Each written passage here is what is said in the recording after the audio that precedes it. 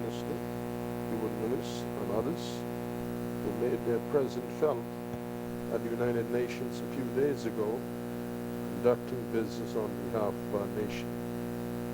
To Honorable Dr. Sands, Minister of Health, I extend my sincere condolence on the passing of your father, illustrious Basil Sands, who made a meaningful contribution to our nation in more ways than one. Likewise, former Member of Parliament, Honorable Fenton Nemore, he also made a meaningful contribution to our nation. Likewise, Pastor Rodney Roberts. They all are gone on to their final rewards. May the God of all comfort console Nemore, Roberts, and the Sands families this day of bereavement. May the souls of Basil and Fenton and Pastor Roberts rest in peace. Wednesday past, we touched on hope and strongly recommended to our honorable members keep hope alive among their constituents. But three attributes go together, according to 1 Corinthians 13:13. And now, these three remain: faith, hope, and love.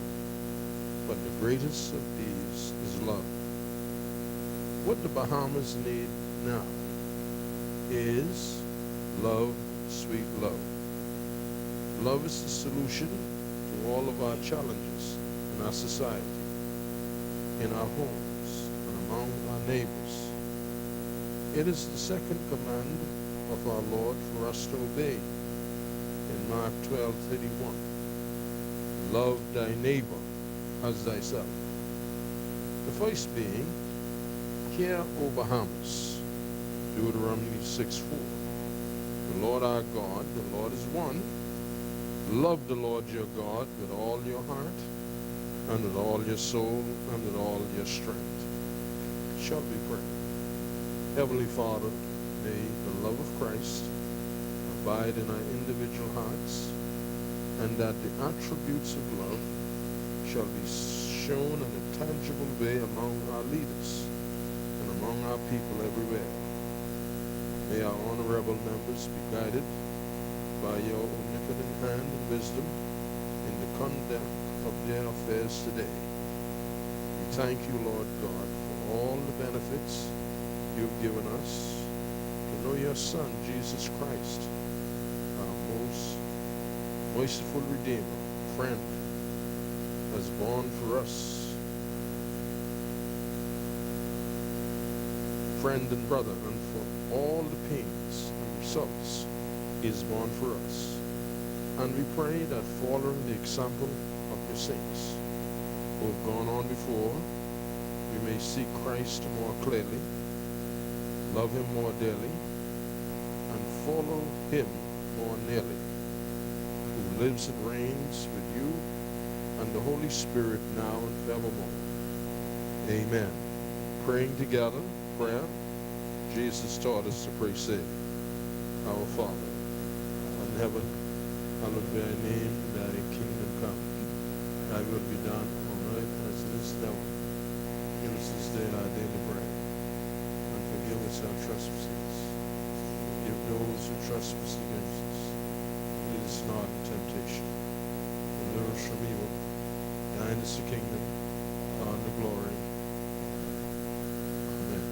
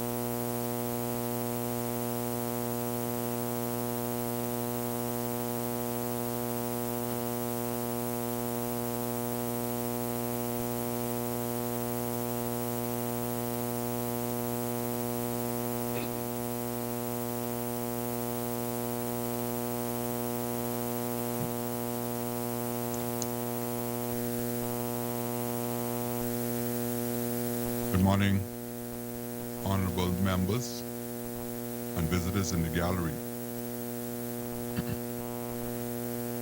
The chair too wishes to join in with all members of this honorable house in expressing our deepest sympathies and condolences to the member for Elizabeth on the passing of his father.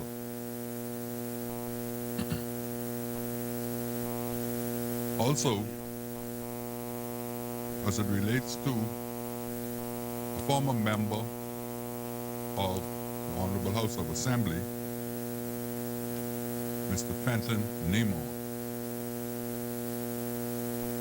we wish to observe a moment of silence on his passing.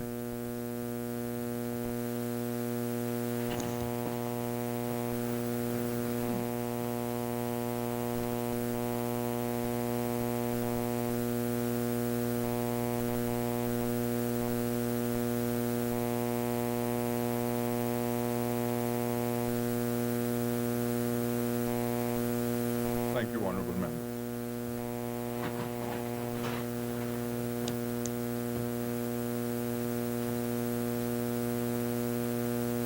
At this time, the chair wishes to recognize a contingent from the Office of the Prime Minister over the Hill Unit. Can you please stand for us?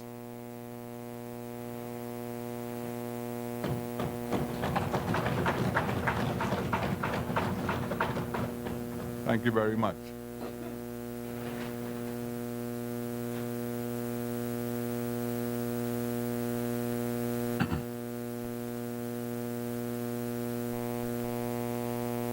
A number of circumstances and deaths have occurred over the past week to 2 weeks, and at this time, the chair would recognize the honorable member for Seabreeze, the Minister of Youth, Sports, and Culture, to bring remarks. Thank you, Mr. Speaker, and good morning once again. Mr. Speaker, I believe, on bitter and sweet notes, and I'll start with the bitter. Mr. Speaker, the passing of Mr. Everett Ferguson, a.k.a. Obed, Elijah Obed, who is the former world champion. Mr. Speaker, he would passed away. His funeral was held on Saturday past. Officiating was the Bishop Ross Davis of the Golden Gates Assembly.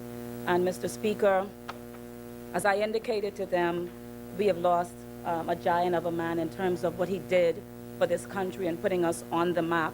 Mr. Speaker, no one knows, like persons who make the sacrifice for country, what it takes from you, what it takes from your family to do what needs to be done for country. And so something Prime Minister has always said to me from the day I entered politics, you're putting service before self.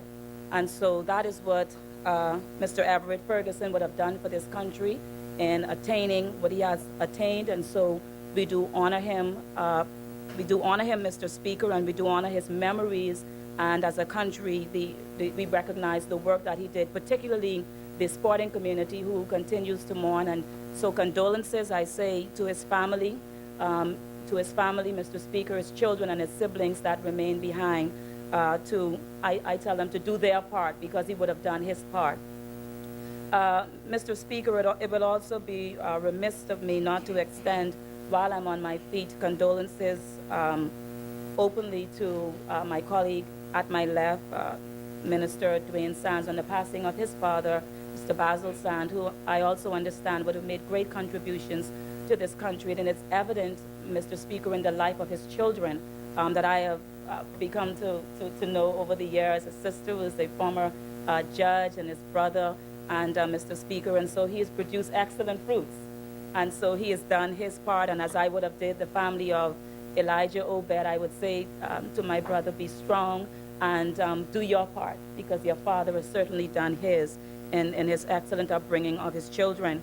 Mr. Speaker, standing here again, I want to extend condolences to a former colleague in the person of Mr. Fenton Nemore, to his family, his wife, and his family on the passing there.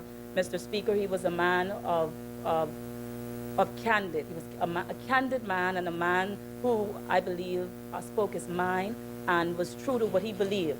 And that is very, very important, Mr. Speaker. That is what we look for in leadership, and certainly during his time, he would have demonstrated that level of leadership that the country needed during a period. And Mr. Speaker, certainly I can say for me, and coming to know him, that I'm grateful to have had that opportunity to know Mr. Fenton Nemore, and I extend my condolences.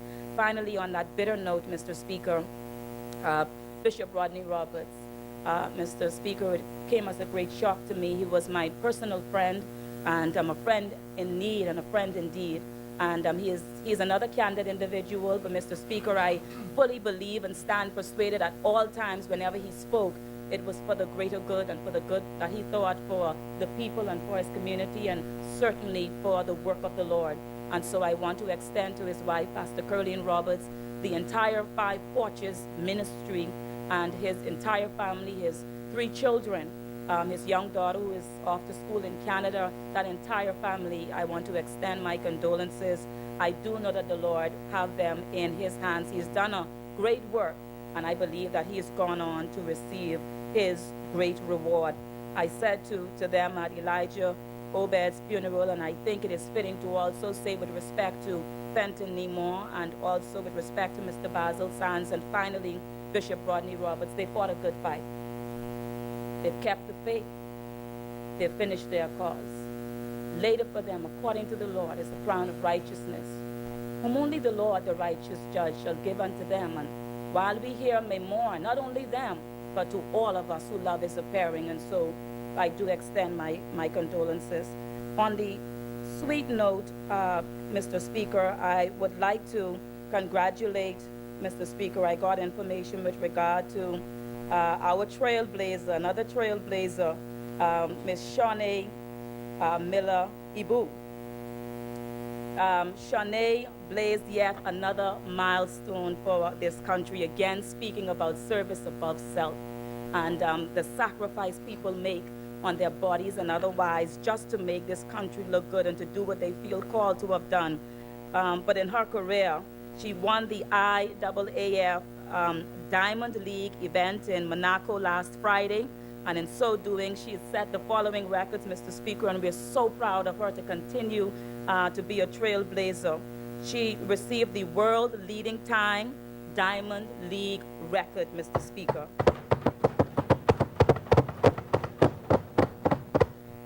She also received meet record and personal best and new national record, Mr. Speaker. And that was previously held by another one of our champions in the person of Tonique Williams. And so we are certainly proud of her. I'm proud of her as a female. Better females in the house. Mr. Speaker, we are very, very proud because we know it's not easy, but she has made the sacrifice. She continues to be an example. I believe her brother is right behind her and being a trailblazer as well. And so we congratulate her. But what we have here, Mr. Speaker, is persons who continue to make great sacrifices for country, and we do honor them, Mr. Speaker, I say in life and in death. I say finally to all of these individuals, well done, good and faithful servants, well done. Thank you, Honorable Member. Honorable members, in the circumstances, the Chair would offer the opportunity to the Leader of the Opposition or another person of his choosing to bring remarks. Okay. The Chair recognizes the Honorable Member for Angleston. Thank you, sir. Speaker, I want to join with the member for Seabreeze in paying tribute to the persons that named and in celebrating the lives of the achievements of the athlete that she named. But in the order in which it was addressed, I want to also, on behalf of the Progressive Party, Mr. Speaker, pay tribute to the life of Elisha Obed. I had the privilege to bring remarks at his funeral, and was able to speak to when I was about 17 years of age in school in England, watching television and seeing this gentleman from the Bahamas in Paris, France, who had achieved this incredible feat of winning the world championship. And it was just 2 years after independence, 2.5 years, and our flag was raging in Paris. And it was such a proud moment for Bahamian people. And as I remarked at his funeral, in truth, he really, Mr. Speaker, was the first to really, in a post-independent Bahamas, raise up in athleticism our country. And it causes us to realize, Mr. Speaker, that our athletes are really heroes in our country. And I think we have to do more to raise up the attainment of our heroes in our athletics, our athletes in this country. I know we do some things, but we need to do more. In other countries, you know, people, athletes who rise to the top, you know who they are, and they become symbols of attainment for a nation. And in the case of Elisha Obed, it was remarked at his funeral that he may have fell through the cracks in terms of people appreciating his true achievement, his true attainment. He was an incredibly gifted athlete and did much to raise the profile of our country in early days. And I believe he set the tone for the athletes that came afterwards, including the Golden Girls and others, because he went there and he was the first and only boxer in this country to achieve what he did. But he set the tone for all athletes who came thereafter. Speaker, I pray that his soul will rest in peace. In the case of Basil Sands, Sr., this is very personal to me, Mr. Speaker, because, and many of us, I know that the leader of the opposition is very close with his son, Sandy, and knows him personally through the lodge. Basil Sands, I was just telling his son, the Minister of Health, that he is probably one of the finest sons this country has ever produced. He, apart from being highly accomplished, extremely intellectually acute, attaining the highest office in the lodge globally, this Bahamian person. He reminded me that he came from Clarencetown, Long Island, from very humble beginnings, because I remarked how humble he was, such an accomplished man. And his son reminded me that he came from Clarencetown, Long Island, and we remarked that his mother lived in what was then my father's constituency, Annstown, and she was a warrior, a freedom fighter. And it is no surprise to me that she produced that child called Basil Sands. And I was very saddened to hear of his death, and it is indeed a great loss to this country. And I have this innate sense that you just wish you could embrace these people forever, because they do so much to remind us of the good of who we are. But alas, Mr. Speaker, this is not how it works. And so I want to extend to my colleague, the Minister of Health, and to his children, his siblings, and his children and their children. His siblings are all themselves highly accomplished. As the Minister of Health is one of our distinguished cardiologists, or I don't even, probably more than that, I don't know what he is. He's one seriously distinguished individual, cardiothoracic surgeon. And but all of Basil Sands' senior children are highly accomplished individuals who are paying and have paid dues in building this country. And so I want to extend heartfelt condolences to him. My words really escape me to really truly capture the meaning of his life, except to say that it was incredibly important to us as a people. In the case of Fenton Limor, on behalf of the PLP, we want to extend heartfelt condolences to his family. Fenton began in the Progressive Liberal Party and then left the PLP to form the CDR, and then ultimately joined the Free National Movement. And he sat right in the back there when he sat in Parliament as the Member of Parliament for South Beach. And with his deep bass voice, someone said like a Barry White voice, he would always rise and say he rises on behalf of the kings and queens of South Beach. And I don't know if were you here? You may not have been in here, but it was a constant refrain that he had, and became almost, you know, we were on different sides politically, but you could not have a negative feelings towards Fenton, because he was just an endearing personality, even in his political aggression.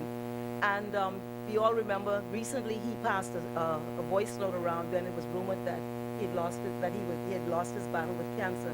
And he ended again in a humorous thing. He said, "I'm on the beach watching news and all, it's called Law and Order."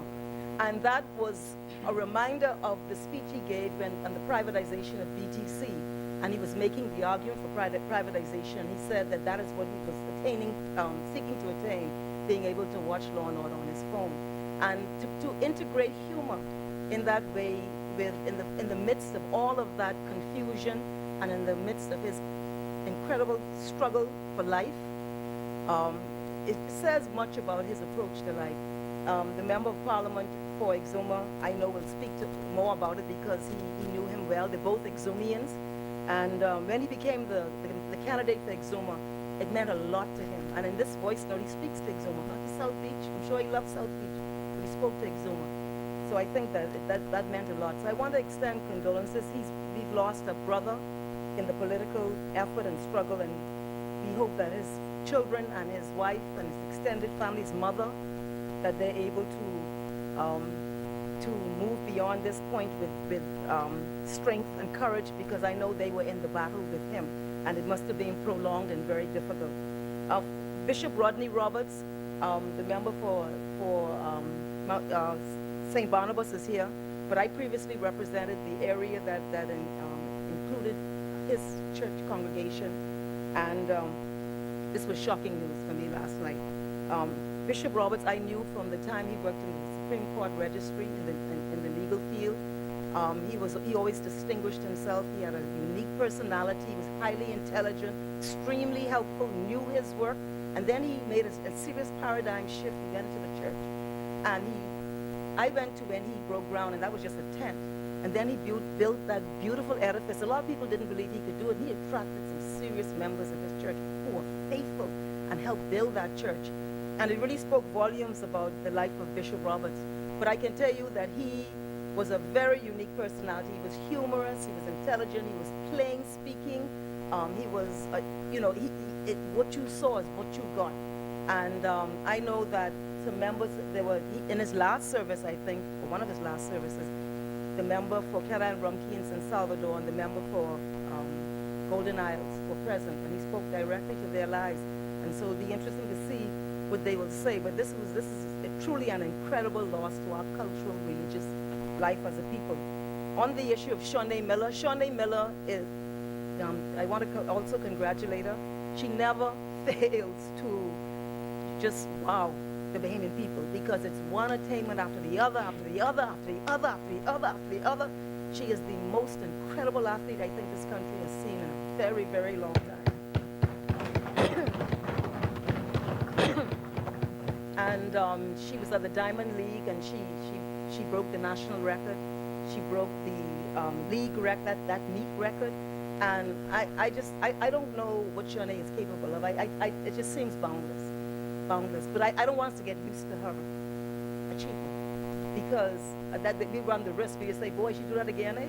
We have to keep pace with her attainment and make sure, take the country with her, so that she understands the nation appreciates what she is doing in her discipline, in her excellence, in her high attainment, and what she's doing for raising the profile of our country and giving an example of who we are as a people. And so I want to congratulate Shawnee Miller. Weibo, I think the last name is, she got married. And then, of course, I want to add a name, Joanna Evans. Joanna Evans just broke the CAC record in the 400-meter freestyle, I think it was, at the most recent CAC Games. And this is an incredible feat when you consider the sort of young life swimming has in terms of our athleticism, and the way in which Bahamians are going out there and just breaking new ground, splashing new water, creating new boundaries for swimming. So, Speaker, I want to end on behalf of our side just to say that today we are mourning the loss of some incredible Bahamians, and really it speaks to just how great this country is, and how the integral fabric of our people is just amazing. And sometimes we forget, we get lost in the negativity and the crisis and the challenges, and we forget in our midst we got some of the greatest people in the world, Speaker. And so I think today we talk about some of these people: Elisha Obed, Basil San Sima, Fenton Nemore, Bishop Rodney Roberts, and of course our incredible athletes who always show the possible of our people. And they remind us there's no boundary as to who we can be. And so we appreciate their effort and we throw our weight behind them. Thank you, Mr. Speaker. Thank you, Honorable Member.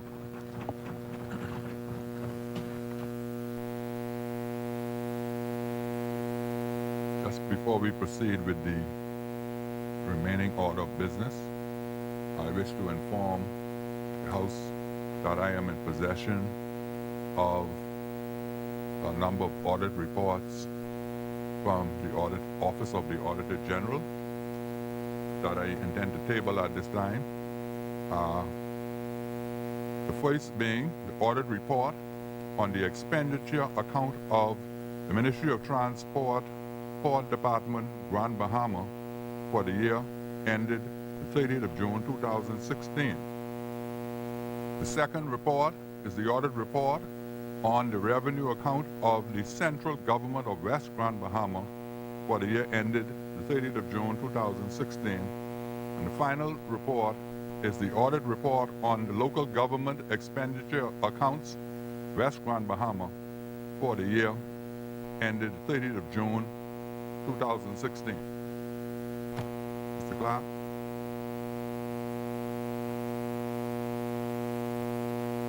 We table those documents, those audit reports at this time. Introduction and swearing in of new members. Laying of documents by ministers. The chair recognizes the honorable member for East Grand Bahama. Thank you, Mr. Speaker. Mr. Speaker, I beg leave to lay on the table of the House the Bank and Trust Companies Regulation Act, Chapter 316. The Bank and Trust Companies License Application Amendment Regulations 2018. Order that the document be brought up.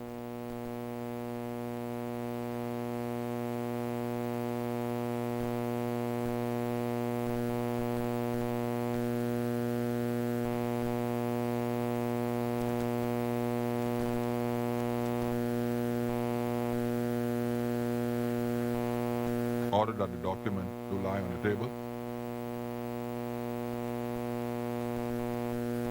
Further laying of documents by ministers. The chair recognizes the honorable member for East Grand Bahama. Mr. Speaker, I beg leave to lay on the table of the House the Financial Transaction Reporting Regulations 2018. Order that the document be brought up.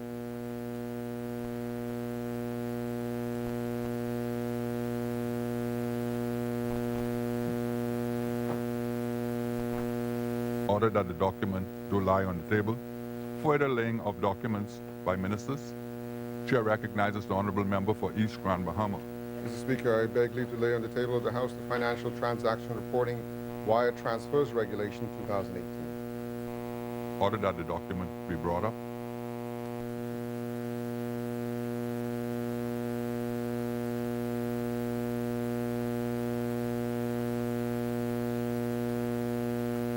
Order that the document will lie on the table. Further laying of documents by ministers. The chair recognizes the honorable member for East Grand Bahama. Mr. Speaker, I beg leave to lay on the table of the House the Financial Transaction Reporting Act, number 5 of 2018, Financial Transactions Reporting Amendment Regulation 2018. Order that the document be brought up.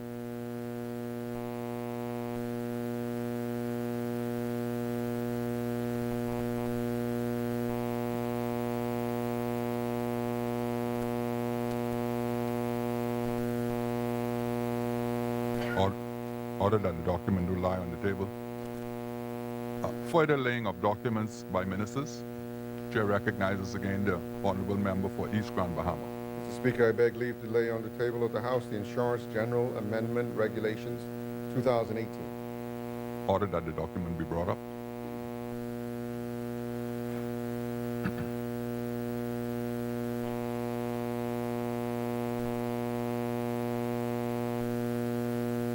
Order that the document to lie on the table.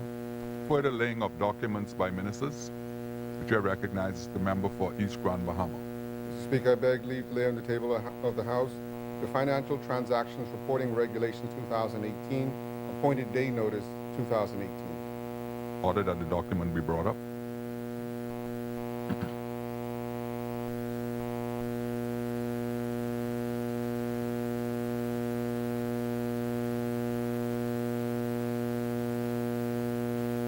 Order that the document do lie on the table.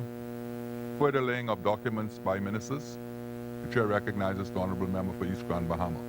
Mr. Speaker, I beg leave to lay on the table of the House the Financial Transaction Reporting Act 2018, appointed day notice 2018. Order that the document be brought up.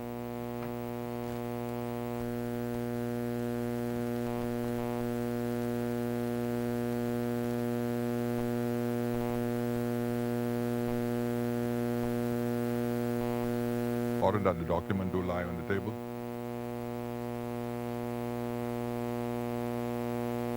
Further laying of documents by ministers.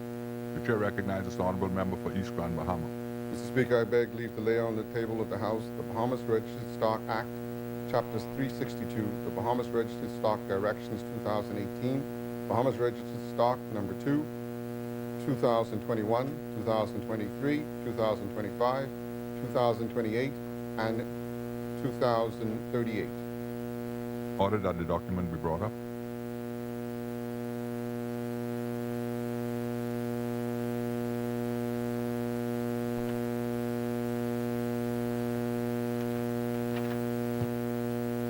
Order that the document do lie on the table. Further laying of documents by ministers. Chair recognizes the honorable member for East Grand Bahama. Mr. Speaker, I beg leave to lay on the table of the House the 2017 Annual Report of the Securities Commission of the Bahamas. Thank you. Order that the document be brought up.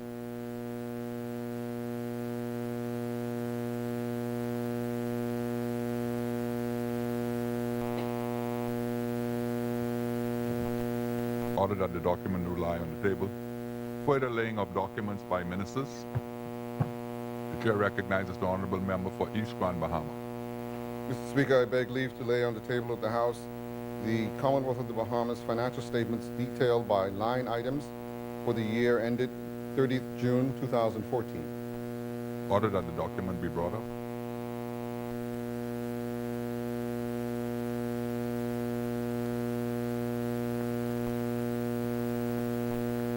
Order that the document do lie on the table. Further laying of documents by ministers. The chair recognizes the honorable member for East Grand Bahama. Mr. Speaker, I beg leave to lay on the table of the House the Commonwealth of the Bahamas Treasury Provisional Accounts detailed by line items for the year ended 30 June 2015. Order that the document be brought up.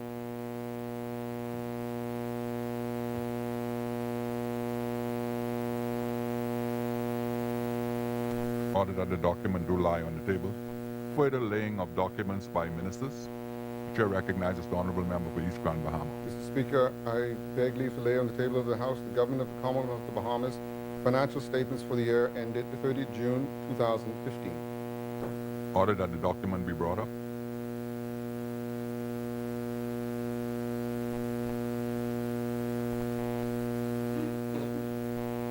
Order that the document do lie on the table. Further laying of documents by ministers. The chair recognizes the honorable member for East Grand Bahama. Mr. Speaker, I beg leave to lay on the table of the House the Financial Intelligence Unit 2017 Annual Report. Order that the document be brought up.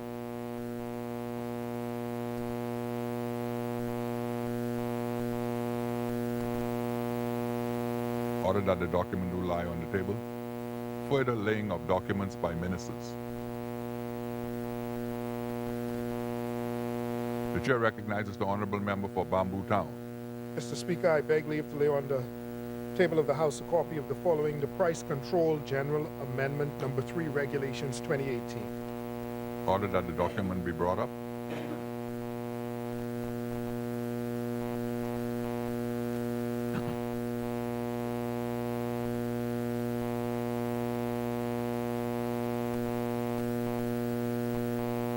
Order that the document do lie on the table. Further laying of documents by ministers. The chair recognizes the honorable member for Southern Shores. Mr. Speaker, I beg leave to lay on the table of the House the National Commission for Persons with Disabilities 2016 Annual Report. Order that the document be brought up.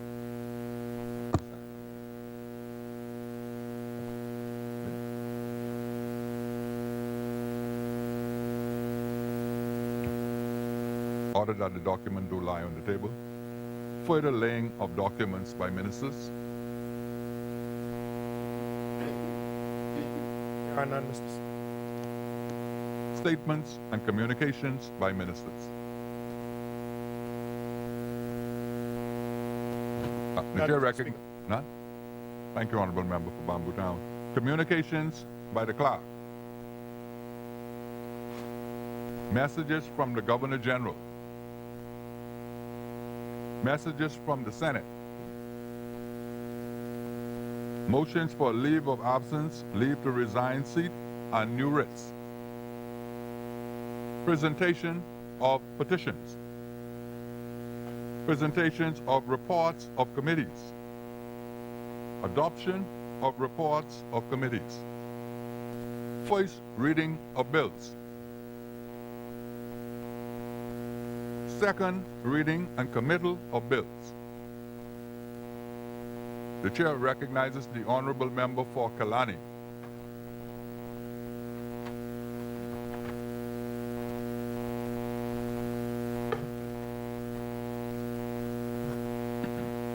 Thank you very much, Mr. Speaker. Mr. Speaker, before I start, allow me to give condolence to the family of Basil Sands, who had just passed away. Of course, my colleague here, as was mentioned earlier, Mr. Sands had made great contribution to this human society and, as a matter of fact, the world. And he will be greatly missed. Mr. Speaker, I also want to extend condolence to the wife and family of Fenton Nemo, whom I had worked with while serving in the cabinet in 2007, 2012. And Mr. Nemo had made his positive contribution to our society. Mr. Speaker, I note that in the gallery today we have the group responsible, who works in the Prime Minister's office, responsible for putting this entire over-the-hill project together. And it is noteworthy, Mr. Speaker, that they are all very young individuals. And I think that is significant because they don't know what over the hill was like in the past. And through their eyes, they are creating a new over the hill for the future as young individuals. But I also want to recognize in the gallery, Mr. Speaker, Mr. Anthony Buber Woodside. Many here may not know that when this was first being conceptualized, it was Mr. Anthony Woodside who had put the concepts and programs and ideas together as far back as 2013. And I want to especially recognize him. I think he should stand so individuals know.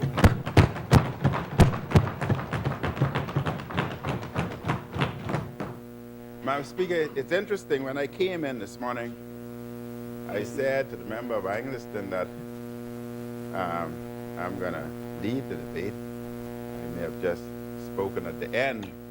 And she reminded me that she would have expected nothing less. Because as the Over the Hill is my baby, and I'm a gynecologist and obstetrician, she would expect me to deliver this safely. She would expect no miscarriages, and certainly not a stillbirth. So I have assured her that I will deliver, and deliver over the hill safely, and especially Angliston. That's what your cousin will do for you, my dear.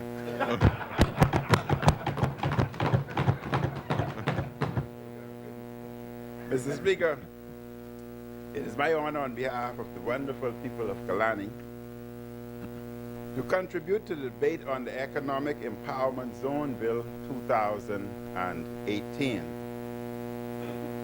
We are grateful for the contributions of the private sector and civil society in shaping this legislation. The Free National Movement made a commitment in our election manifesto to empower more Bahamians in terms of economic and social development. This is why, Mr. Speaker, beginning this September, qualifying young Bahamians will be able to attend BTVI free of charge.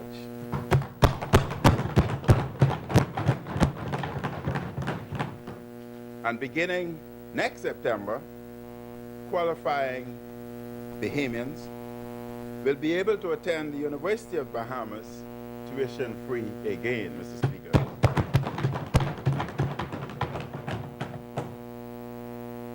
Mr. Speaker, I want to point out that through my travels throughout the Family Islands from north to south, I've watched the stress and the strains in mothers and fathers, parents' faces. And I see how they are concerned and worried about their children whom they send to UB, New Providence, for further education, and the sacrifices they've made in terms of working 2-3 jobs, any remedial jobs that they can find to send to their kids, ensuring that they are living in safe, comfortable environments, making sacrifices at home.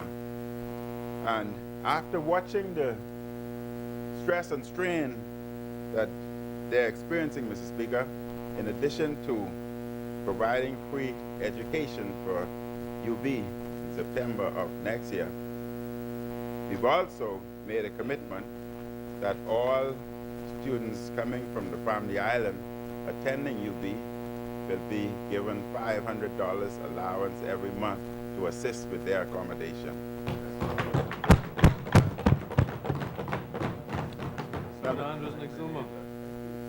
Exuma, you included.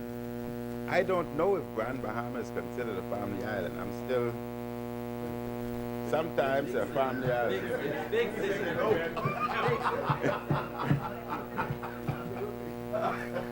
We're still in that dilemma, Mr. Speaker. But, Mr. Speaker, I remembered when the PLP bragged that it would double the national investment in education. It was an empty promise, just like many of their other promises which remain broken and unfulfilled.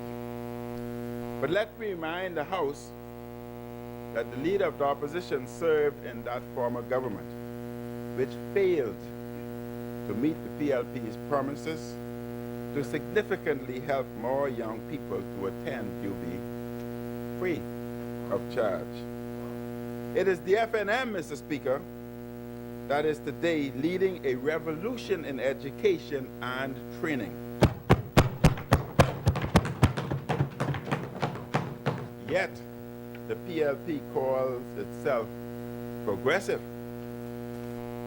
They love to talk progressive, but they are a regressive, backward party, more interested in personal gain rather than the public good.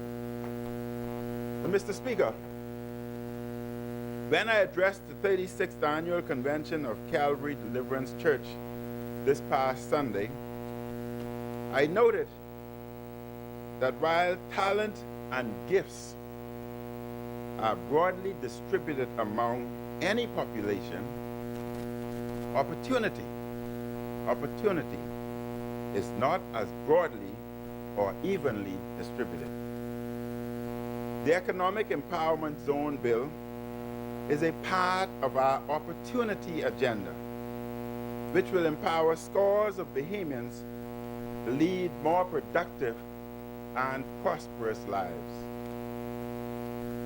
It is my firm belief that many areas and communities in our Bahamas will thrive and flourish if afforded more opportunity. The Over the Hill area of Nassau, Mr. Speaker, is one such area. The communities which comprise Over the Hill have contributed significantly to our history and our heritage. Over the Hill was the birthplace of a number of those who helped to advance equality, progress, and social justice in our land. Mr. Speaker, upon coming to office, my government launched the Over the Hill Community Development Partnership Initiative. The initiative is being led from the office of the Prime Minister by those young people whom are here with us this morning. Our overriding goal is to revitalize Over the Hill and to provide opportunity and hope for more of our people. Though the recent PLP administration liked to brag and beat their chests about their urban renewal programs, the idea of urban renewal was not new to the two Christie administrations. Back in the 60s, you remember well, I was a little boy with you would remember. You know, I used to run around there. Back in the 60s, there were studies conducted to dramatically improve urban conditions over the hill. While the first PLP governments did implement a number of initiatives to improve conditions over the hill, it is a sad fact of history that the early PLP could have done even more. They could have done much more, Mr. Speaker. There were a number of studies done back then.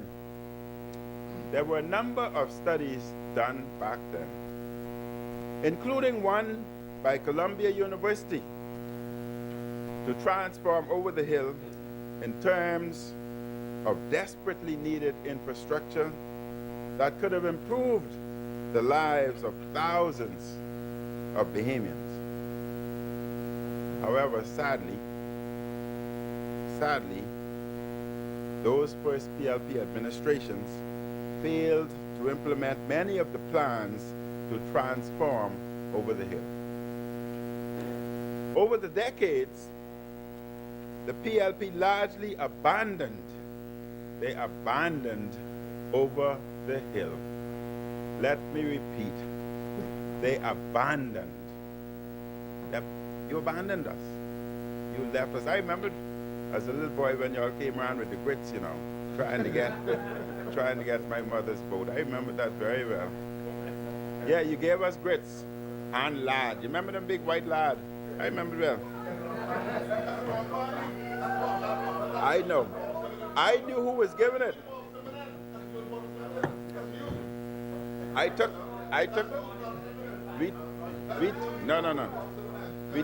We took your lard though. You remember them big white lard? The PLP, Mr. Speaker, the PLP left Over the Hill dependent on a parade of PLP MPs, many of whom were happy to give handouts. I got lard. Especially at election time, but who failed to lift up the very people who afforded them the privilege of serving in this House. Even worse, Mr. Speaker, in the 70s and 80s, many of the PLP High Command were complicit in the illicit drug culture, which laid waste to many lives and many communities, including Over the Hill.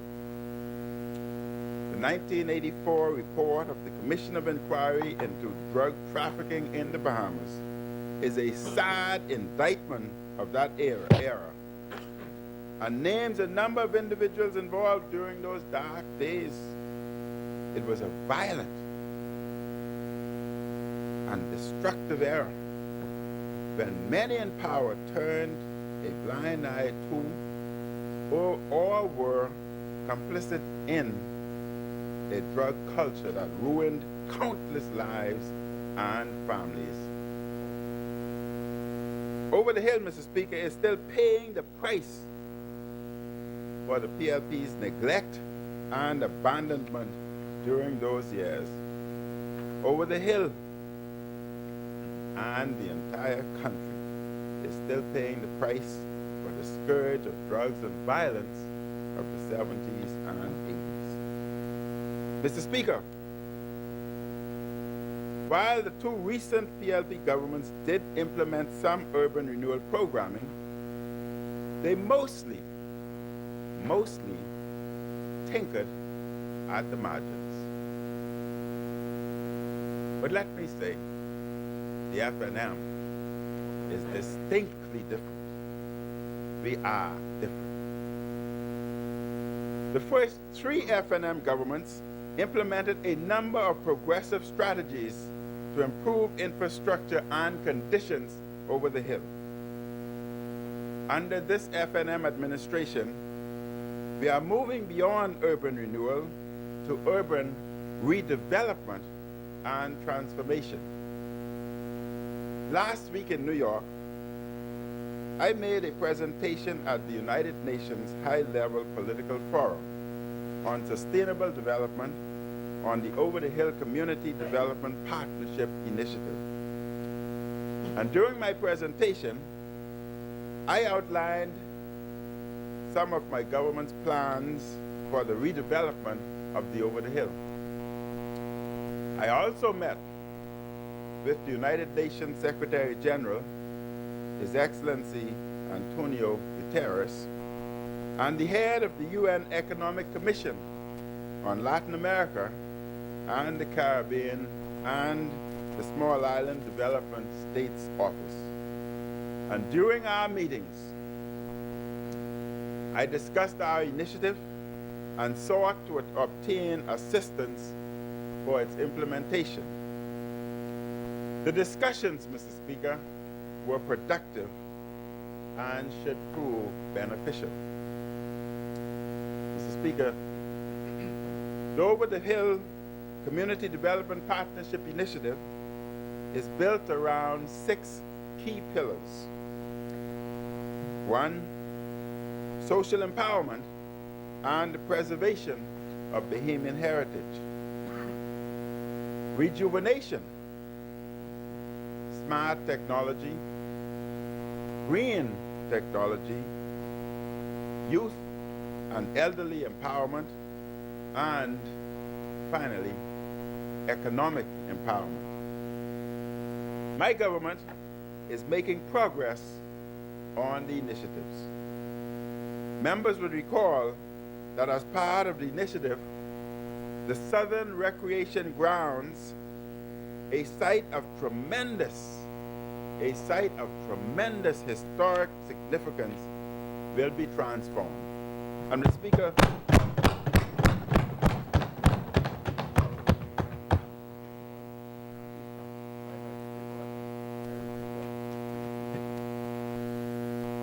Honorable members, can you lift your microphones a bit away from the table so that when you talk, it doesn't echo so much? Mr. Speaker, I want to remind this audience what the Southern Recreation Ground will look like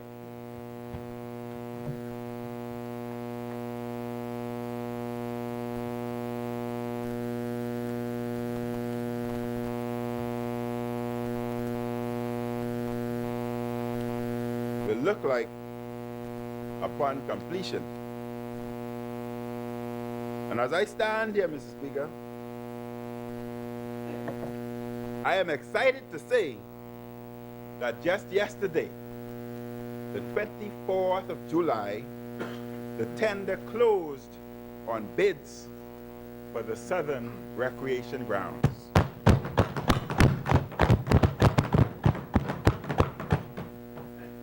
In relatively short order, the reconstruction of the southern recreation grounds will begin. Additionally, contracts are being issued and the ground will soon be broken on 2 of the smaller parks, Father Martian Peters Park and McPherson Park. I will also advise the public on a project to construct government offices. Listen to me carefully now. Opposition leader, I need you here. I need you here. On a project to construct government offices on Market Street, the old city market property, or as we know as the old St. John's playing field. Mr. Speaker, we are spending approximately $50 million annually on renting commercial property. And it is our intention to have constructed there at least 3 government offices to accommodate offices like immigration, foreign affairs, passport office, public works, and you want public works there, and others. But we will put 3 offices, government offices. We may bring tourism, you present your argument. But 3 offices, Mr. Speaker. And Mr. Speaker, government has a terrible track record for maintenance. Government has a terrible track record for maintenance. And after construction, not only will the people be involved, but the maintenance would be done by private sector, not government. These 2 buildings, Mr. Speaker, will accommodate at least 3 government ministries, private sector office spaces, and other facilities. And this project will be executed by the private sector. It will complement the work of the Over the Hill initiative, spurring additional economic activity and providing additional employment in this community during construction and for ongoing maintenance. Boy, Travis, Daddy looking out for you.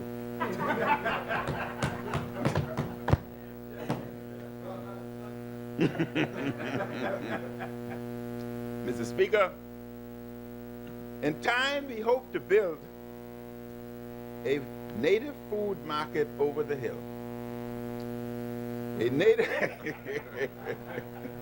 A native food market will feature Bahamian architecture and art. It will be a major economic empowerment project and revitalization project. Such a native food market will welcome scores of Bahamians and tourists and provide business opportunities for many Bahamians to sell their goods and products. And this market, Mr. Speaker, will have a variety of foods and products for sale. Ice cream, potato and cassava bread, tamarind sauce, and other Bahamian treats. Can we have corned beef and white rice there?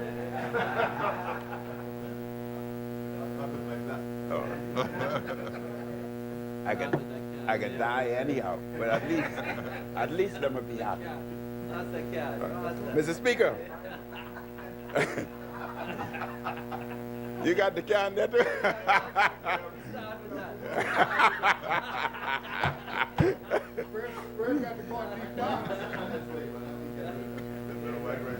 I can take that from you and cook that this same week, yeah? I tell you I can. Mr. Speaker, the Economic Empowerment Zone 2018 was born out of the valuable work of the Over the Hill Community Development Partnership Initiative. The bill is designed to empower not only the Over the Hill community, but also other communities with similar needs. Other communities, Angliston, The components of the Economic Empowerment Zone bill are designed to encourage residential and commercial property development and investment in these zones. We will encourage investments through comprehensive tax incentives, including, Mr. Speaker, relief from real property tax, customs duty exemption for any materials needed for construction, equipping, and completion of buildings and structures. And this concession, Mr. Speaker, will apply on materials imported from abroad, but also purchased from local suppliers. It will include excise tax exemptions, stamp duty exemptions. Mr. Speaker, I want to reiterate that local suppliers will be able to take part in this initiative through the Ministry of Finance. And indeed, local suppliers are encouraged to do so. Additionally, Mr. Speaker, businesses in the area that earn $5 million in revenue or less may apply to the Ministry of Finance to receive a trade certificate. And this certificate will allow for a waiver of business license fees. Mr. Speaker, just last week, I did a walkabout many of the businesses within the inner city, and they were elated and happy that we were introducing such a bill, because they felt that by removing business license and allowing other exemptions, their businesses would finally be able to employ more people and be able to thrive. So, Mr. Speaker, I say to all those businesses in the over-the-hill community, and I'm certain that they're listening, because I informed them that we will be bringing legislation to Parliament today. I know that they are elated and they will most certainly benefit. No, man, no. Superwash not going to benefit in there.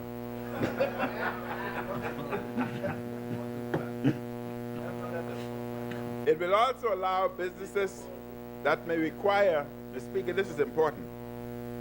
It will also allow businesses that may require a vehicle for their operations to import one vehicle and pay no customs duties or other taxes on the vehicle.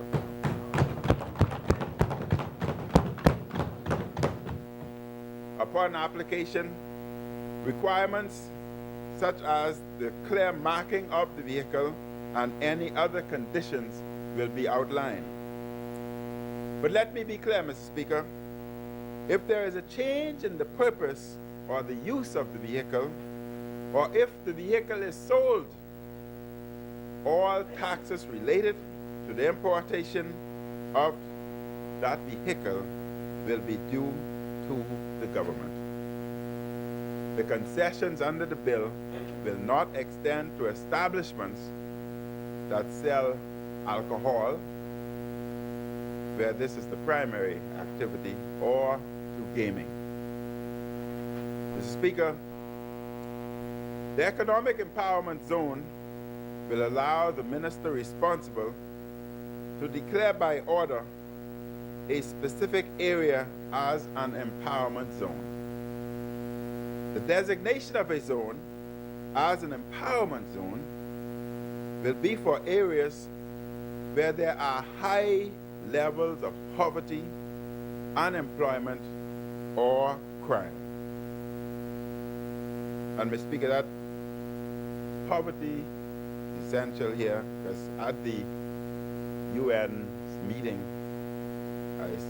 one of the development goals is the eradication of poverty. And yes, it's very difficult to eradicate poverty. However, it's pointed out that this inner city initiative and other initiatives that I will speak about is a start. it's a start, and it was well received. As we have promised the Bahamian people, Over the Hill will be the first economic empowerment zone. This zone, Mr. Speaker, extends from Nassau Street in the west, Collins Wall in the east, Delancey Street in the north, Wolf Road, and Poinciana Drive in the south. My government will move next to declare other zones, including Angliston, no scratch your head, now this is your pride, this is your time. We will extend to other zones, including Angliston,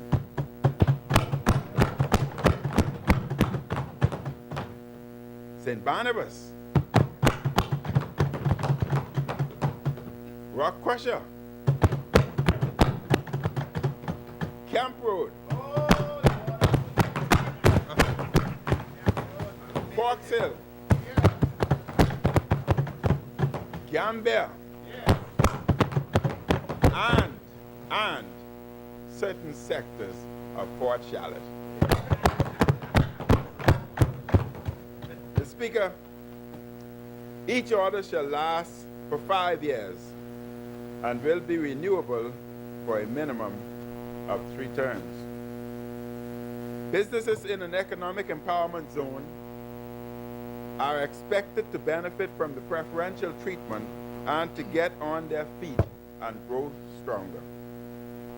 The time period that we have chosen is sufficiently long to bring about certainty so that businesses can plan and grow, but short enough so that we do not create an unlimited entitlement. Through data collected by the Prime Minister's Delivery Unit, we will be able to measure and review the results of the zones on a yearly basis. And following review, the government will determine whether the benefits will be continued. A successful zone, Mr. Speaker, is one where we see businesses growing, hiring, and being good corporate citizens. A successful zone is one where we see marked improvement in the physical environment, as we see evidence that households are taking advantage of the many opportunities under this legislation. We want to see families utilizing the many services that will be offered, as well as improvements in the health and welfare of young people and the elderly. Mr. Speaker, along with the exemptions and incentives under this legislation, there are obligations on businesses in the zone to engage in corporate social responsibility. Accordingly, businesses will be required to give back to the communities in which they operate. They may do so in a variety of ways, such as donations to a local charity, supporting youth empowerment program, supporting a heritage or cultural program or initiative, supporting a local youth sporting team, adopting a school, or volunteering in or supporting a local feeding program and nutrition initiatives to reduce obesity and non-communicable food-related diseases.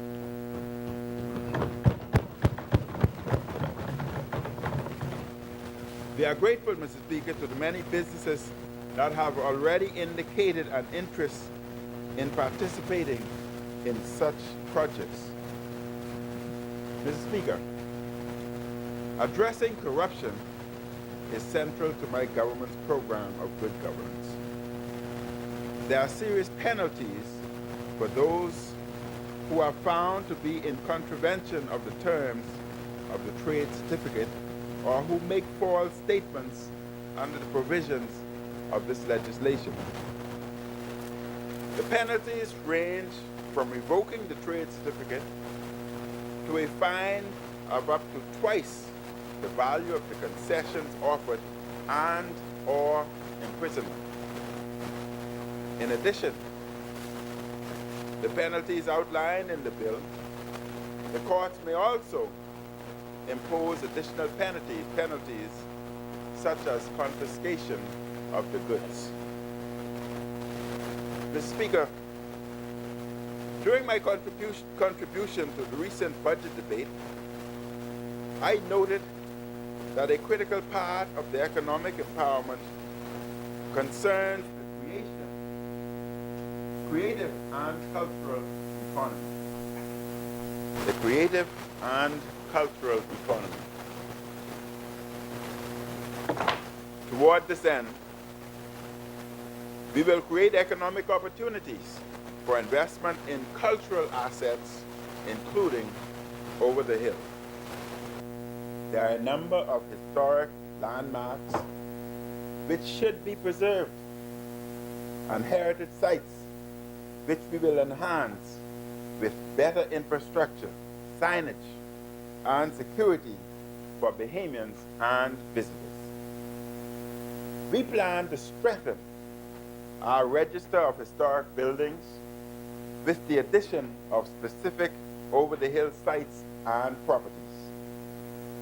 The rejuvenation of these historic sites will begin the process of linking Bay Street with Over the Hill in terms of opportunities of tours, excursions, and additional tourism revenues. Many people do not know of cultural assets such as the Reinhardt Hotel on Blue Hill Road, which was built by C.R. Walker. Dr. C.R. Walker built that. The hotel, which accommodated people of color, was a part of Dr. Walker's vision for the economic development of Over the Hill. For this property, like many other historic sites, a strategy needs to be implemented to have the asset preserved and the stories told for Bahamians and visitors. Mr. Speaker, the PLP likes to talk about preserving culture and heritage. But yes, oh yes, it was the F&M that initiated the development of the National Art Gallery of the Bahamas.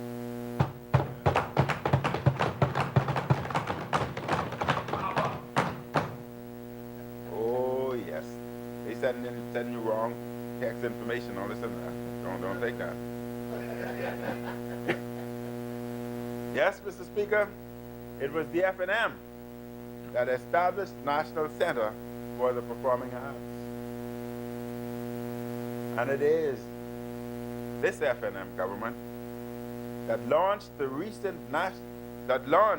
in the recent national budget a $1 million fund for cultural grants to be administered through an independent facility. Now, Mr. Speaker, let me just explain what the grant means. They know who I'm speaking to. I'm talking to you all right now. What the grant is, Mr. Speaker, we take the money, we give to you, and you don't pay me back. It's a gift. So, my people and nations, Dunmore Street, Hospital, listen to me. We give you the money, and you say, thank you, and do your thing. We don't want you to give it back to us.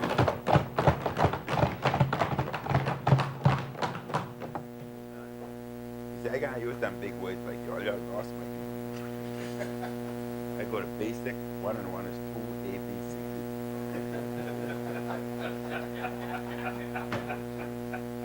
The fund, Mr. Speaker, the fund. No, they when they get up, they're gonna give talk those big words. You know, I used to be tied down, you know. Them big words that tie up your tongue and everything. But I talking to over the hill now. The fund, Mr. Speaker, will support the development of Bahamian artists, novelists, sculptors, filmmakers, playwrights who are involved in projects of cultural significance.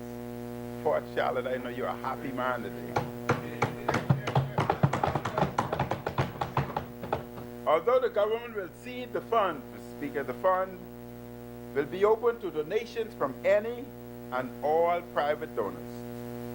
Applicants will be able to apply to obtain small grants from $1,000 to $25,000 in the first iteration. Now, let me explain this to my people.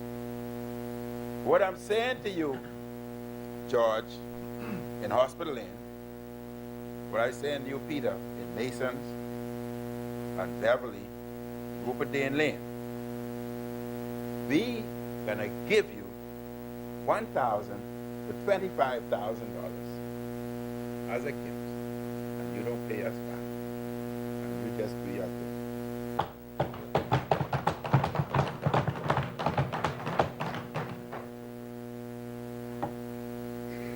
These gifts to support defined initiatives that they are undertaking and add to the cultural expressions of the country. These are to be substantive projects such as writing a book, producing a film or documentary, commissioning an art series, putting on a play, creating a performance space for musicians, poets, etc. Now, when we get to Jumbay Village, you can see how important that was. Because I know you're all saying right now that I don't know what Min is talking about, because I'm over the hill and know about no poetry and all this stuff. But I can show you where we were some time ago. I can tell you all about them Billy Goats when I used to go to Jumbay Village. The fund, Mr. Speaker, will be a co-investor in the projects, and the grant recipients will be required to fulfill the terms of their grant award. While the FNM has a legacy of building cultural institutions and supporting heritage initiatives, the PLP has a record of destroying important initiatives such as Jumbay Village, the brainchild of the late Edmund Moxie.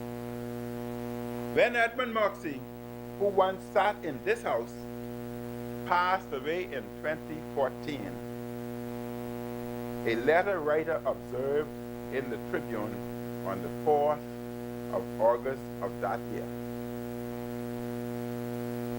I quote, 4th of August, Tribune.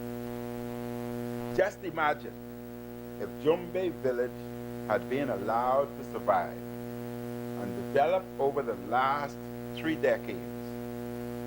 Millions of cruise ship passengers who can hardly find anything to do in Nassau except go to Atlantis would have been streaming over the hill in tour buses and taxis to Jumbay Village. The letter writer noted the comments of former Prime Minister Christie about Edmund Moxie. He also said, now where is Mr. Christie? Now, here is where Mr. Christie missed the boat. Here is where Mr. Christie missed the boat. First of all, he should have started with an unqualified apology for what his party did to Mr. Moxie and his family. Instead, he tried to paint Mr. Moxie as a lone wolf and ahead of his time and such rubbish. Mr. Christie seemed to have forgotten that 8 of those who were elected with Mr. Moxie in 1967 had already become disillusioned with the betrayal of the movement and had parted company with Sir Lyndon, and that others like Carlton Francis followed afterwards. The letter writer went on to say, but Mr. Christie really hit rock bottom when he suggested that culture was in those days a dispensable sideline for many in the movement. That is utter nonsense and a gross injustice to those sincere men and women who fought for majority rule and who had the social and cultural development of their people at the top of their agenda. The individual who wrote the letter also stated, Mr. Speaker, Mr. Christie then suggested that Jumbe Village did not stand the test of time. And then the letter writer noted, what a crude and disingenuous attempt to cover up a great national wrong. What an obvious attempt to revise the history he always pays such lip service to. The failure of Jumbe Village had nothing to do with lack of interest on the part of many and nothing to do with time. You can see in a little while, it had to do with a cruel and spiteful attempt to destroy Edmund Moxie, his family, and everything he tried to create, especially Jumbe Village. The writer of that letter concluded, Jumbe Village was destroyed when Sir Lyndon cut off funding in the budget and then sent the bulldozers to the site to tear down the buildings. That is what happened, and Mr. Christie should be ashamed of himself for trying to cover up and get around the sad and tragic truth of the truth. The PLP destroyed Edmund Moxie's dream, just like they destroyed the dreams and suffocated the hopes and dreams of scores of other behemoths. And yes, Mr. Speaker, as we stand here today, as I stand here today, they have not changed. They cannot change, and they will not change. They will not change under this current leadership. Mr. Speaker, allow me to give a personal experience about Jumbe Village. Jumbe Village, Mr. Speaker, was located in the grove, right on the property where National Insurance is presently located. And Mr. Speaker, as a young boy, I used to enjoy going to Jumbe Village the evening, especially on weekends, where we would observe and marvel at Mother Nature. I would always remember the huge billy goat whose beard always touched the ground, and long horns. As kids, we marveled at that.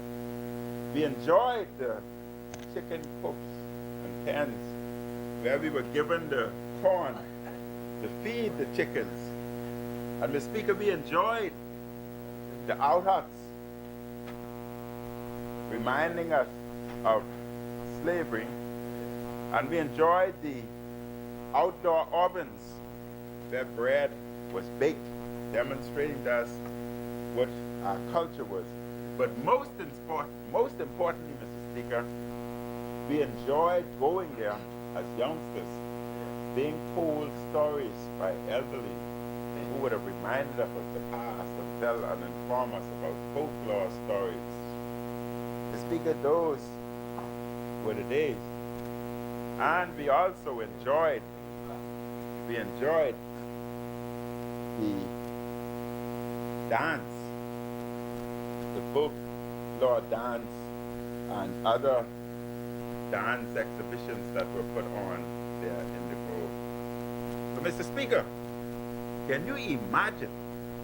That was the 60s. Many tourists came to the inner city at that time, to Jumbe Village, being brought by taxis, I remember at that time, I could not recall whether tour buses, but I remember taxis. And many of them came to enjoy the folk dances, and various different animals and cultural events. I imagine if you had that amount coming in the 60s, where we would have been today had you not destroyed it. But I also remembered, Mr. Speaker, as a little boy, the Drumbeat nightclub there on DeVoe Street and Market Street, now Fleming Street and Market Street. Peanuts Taylor and the other entertainers. I remember the trailloads of tourists that would walk over the hill to enjoy the culture, the Bahamian culture at the Drumbeat Club by Peanuts Taylor and others. Many tourists walked and many caught taxis. But Mr. Speaker, what that did to the communities, knowing that the Drumbeat opened about 7 o'clock and continued until about 1 a.m., the communities came out and sold their wares and whatever other items they had. Engaged the tourists with a community, a commercial community established at that particular time. But all of that is a thing of the past. Those young people who represent the future will take us to another level. Happy days are coming back.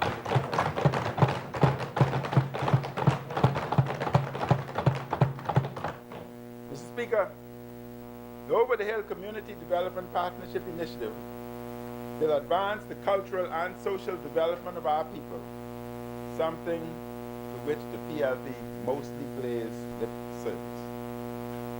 But before closing,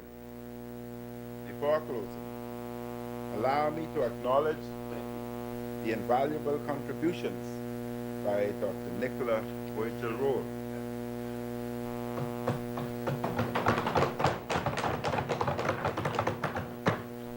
Dr. Roll is former Director of National Economic Development and Planning Unit in the Office of the Prime Minister, and is now the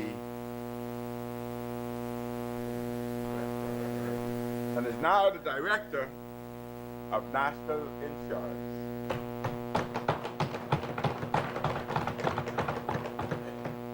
Dr. Roll and her team took my government's vision for revitalizing Over the Hill and created the framework for the revitalization project. So seated in the visitors gallery today, Mr. Speaker, are the team members of the Over the Hill unit in the office of the Prime Minister.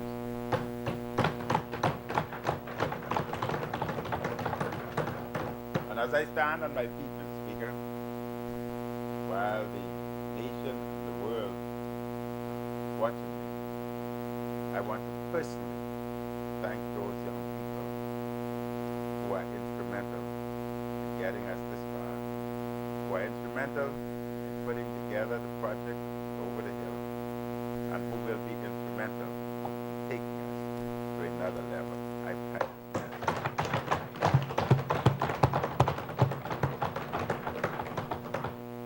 The new executive manager of the Over the Hill unit, Mr. Speaker, charged with managing and implementing the initiative is Ms. Samaita Ferguson. Ms. Ferguson possesses over 20 years of management and leadership experience, garnered at the Royal Bank of Canada and at a prominent retail business. She excels as a community builder through involvement in numerous community-based initiatives. These include initiating a customer care program for RBC and creating CHAMPS, a non-profit empowerment group of young women that has initiated subgroups at D.W. Davis Junior High School and on Grand Bahama. Speaker, the Economic Empowerment Zone Bill will enable my government to provide in a targeted manner much needed relief to residents and businesses across the Bahamas. my government believes that it will prove a powerful empowerment initiative. We have become accustomed to the numerous concessions seemingly targeted to the wealthy investor. These, of course, have their important place in national development. However, this bill is aimed at the poor.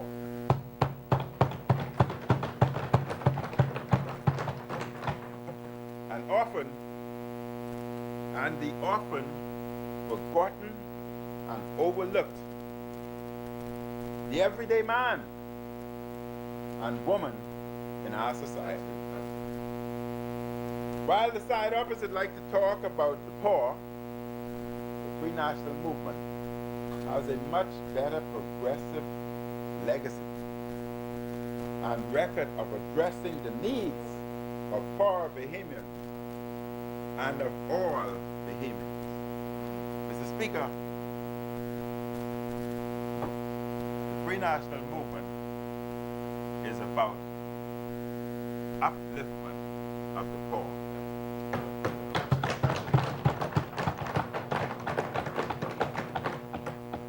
It is about equality.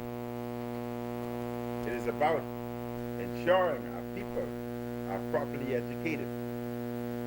Because we know, Mr. Speaker, that in an uneducated or poorly educated population, inequality continues to rise. Poverty continues to rise. And that is why we made BTBI free to our people.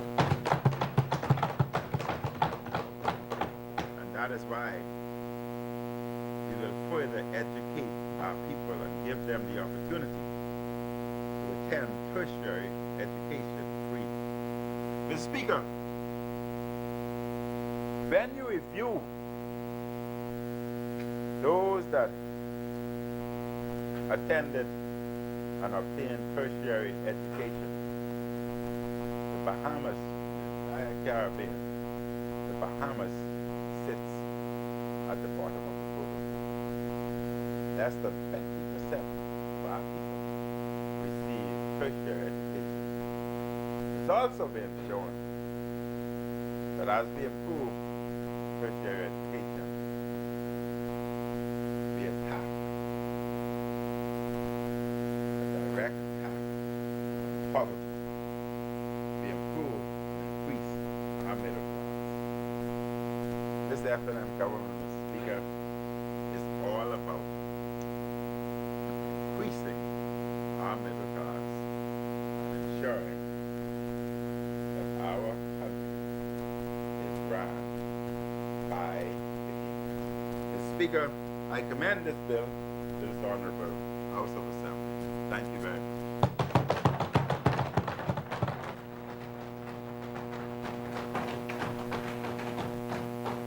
Is there a seconder? The chair recognizes the honorable member for Bain and Grandstown.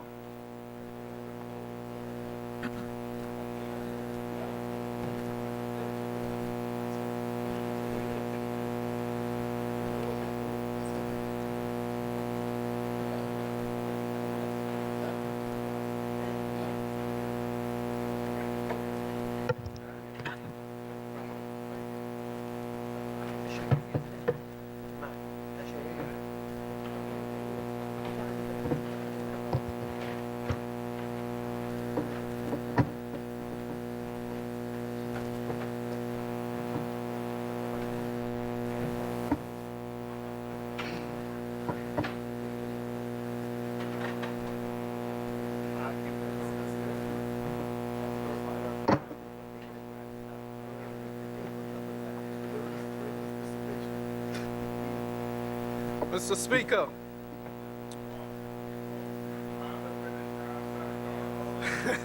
I received the baton.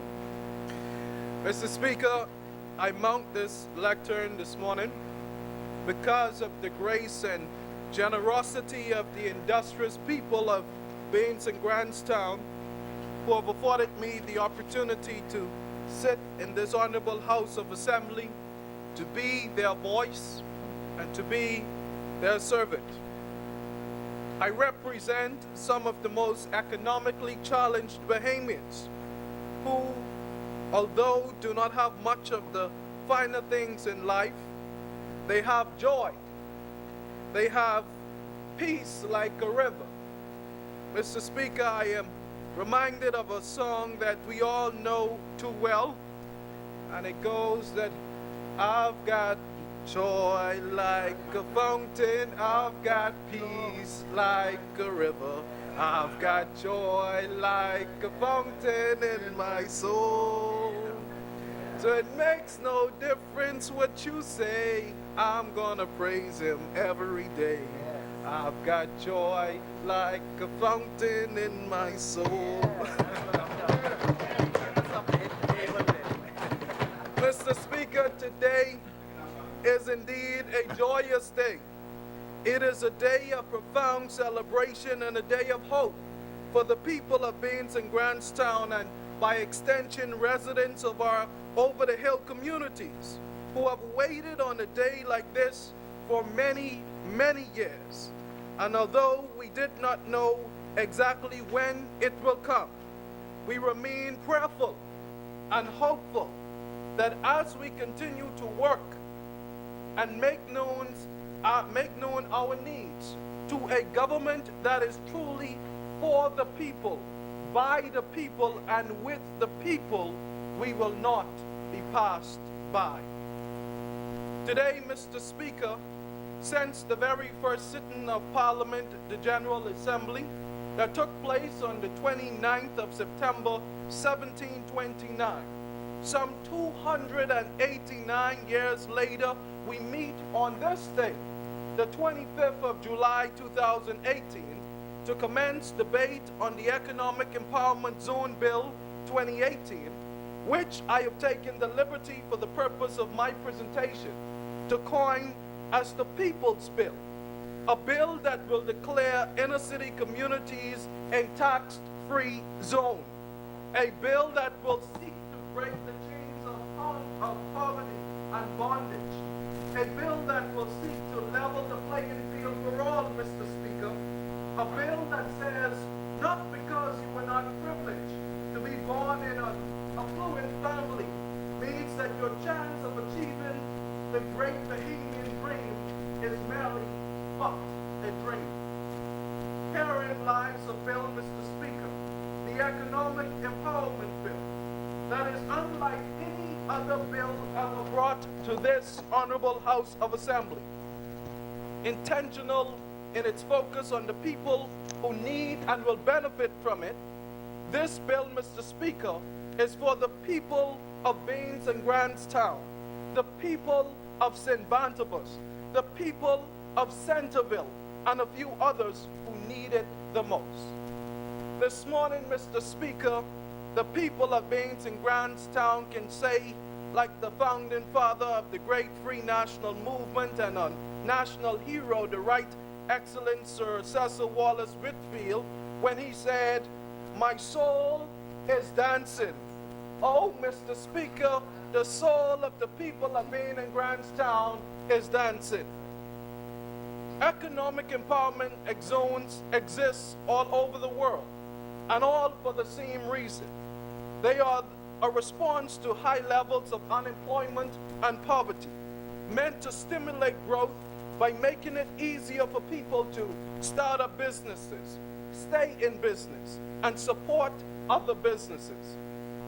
I've spoken with the people of Baines and Grantstown, and they are looking forward to the area becoming an economic empowerment zone, Mr. Speaker. The people are ready, as individuals and as a collective, to rise up, get to work, and enjoy their community, our community, with the support they will have due to the passing of this bill. They are homeowners, Mr. Speaker, who are desperate to renovate their property, not because life did not dealt them a hand of financial surplus means that they must accept a living beneath the poverty line. This government understands that they are still Bahamians, that they are still human beings. Humanity, civilization, and justice commands that a blind eye not be turned in the face of adversity. Through this bill, Mr. Speaker, people like Donna Mae Adderley can get a break from the hefty real property tax. Donna Mae is a 65-year-old lady, a resident in my community on hospital leave, who work hard every day in a tuck shop selling snacks and beverages just to make ends meet.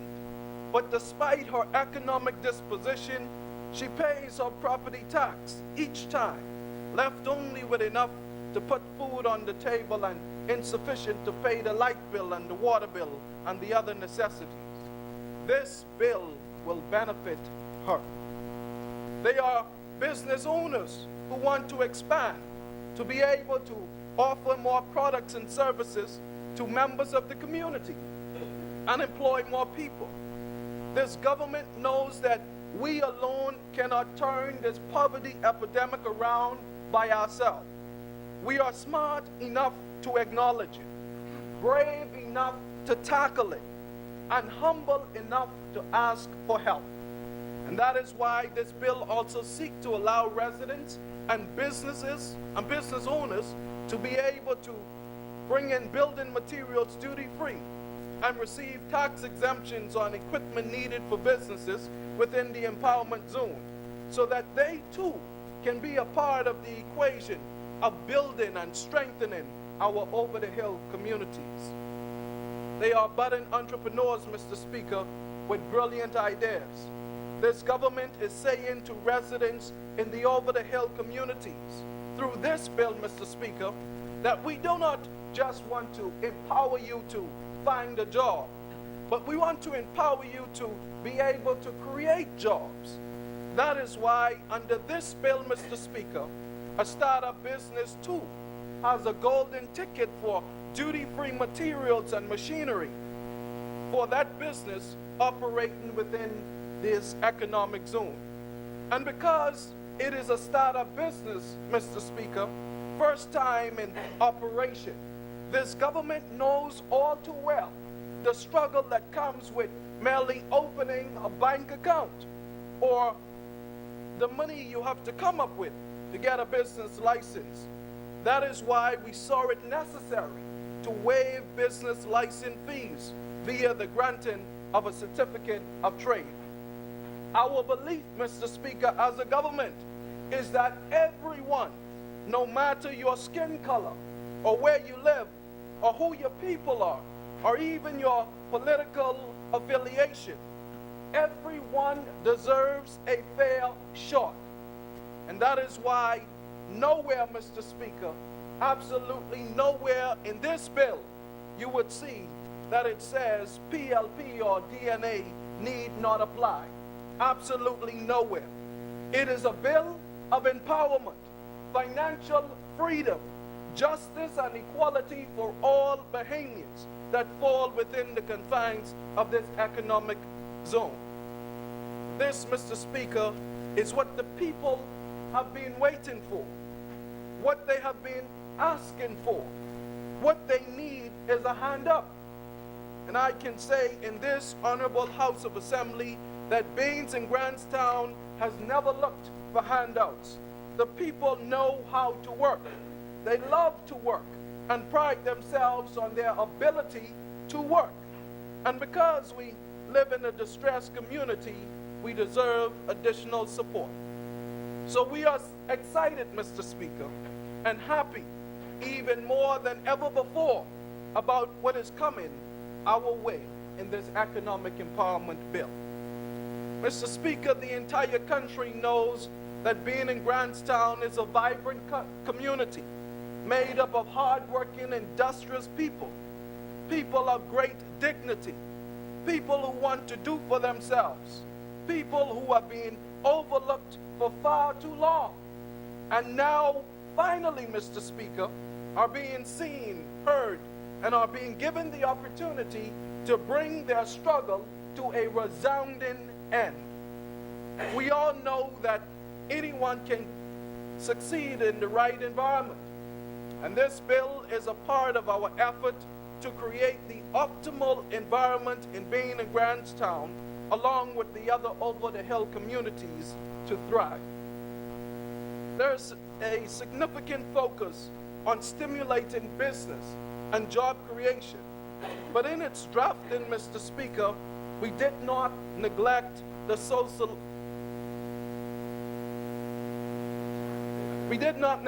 sociological impact of the physical environment, and paid particular attention to the restoration necessary to bring property, including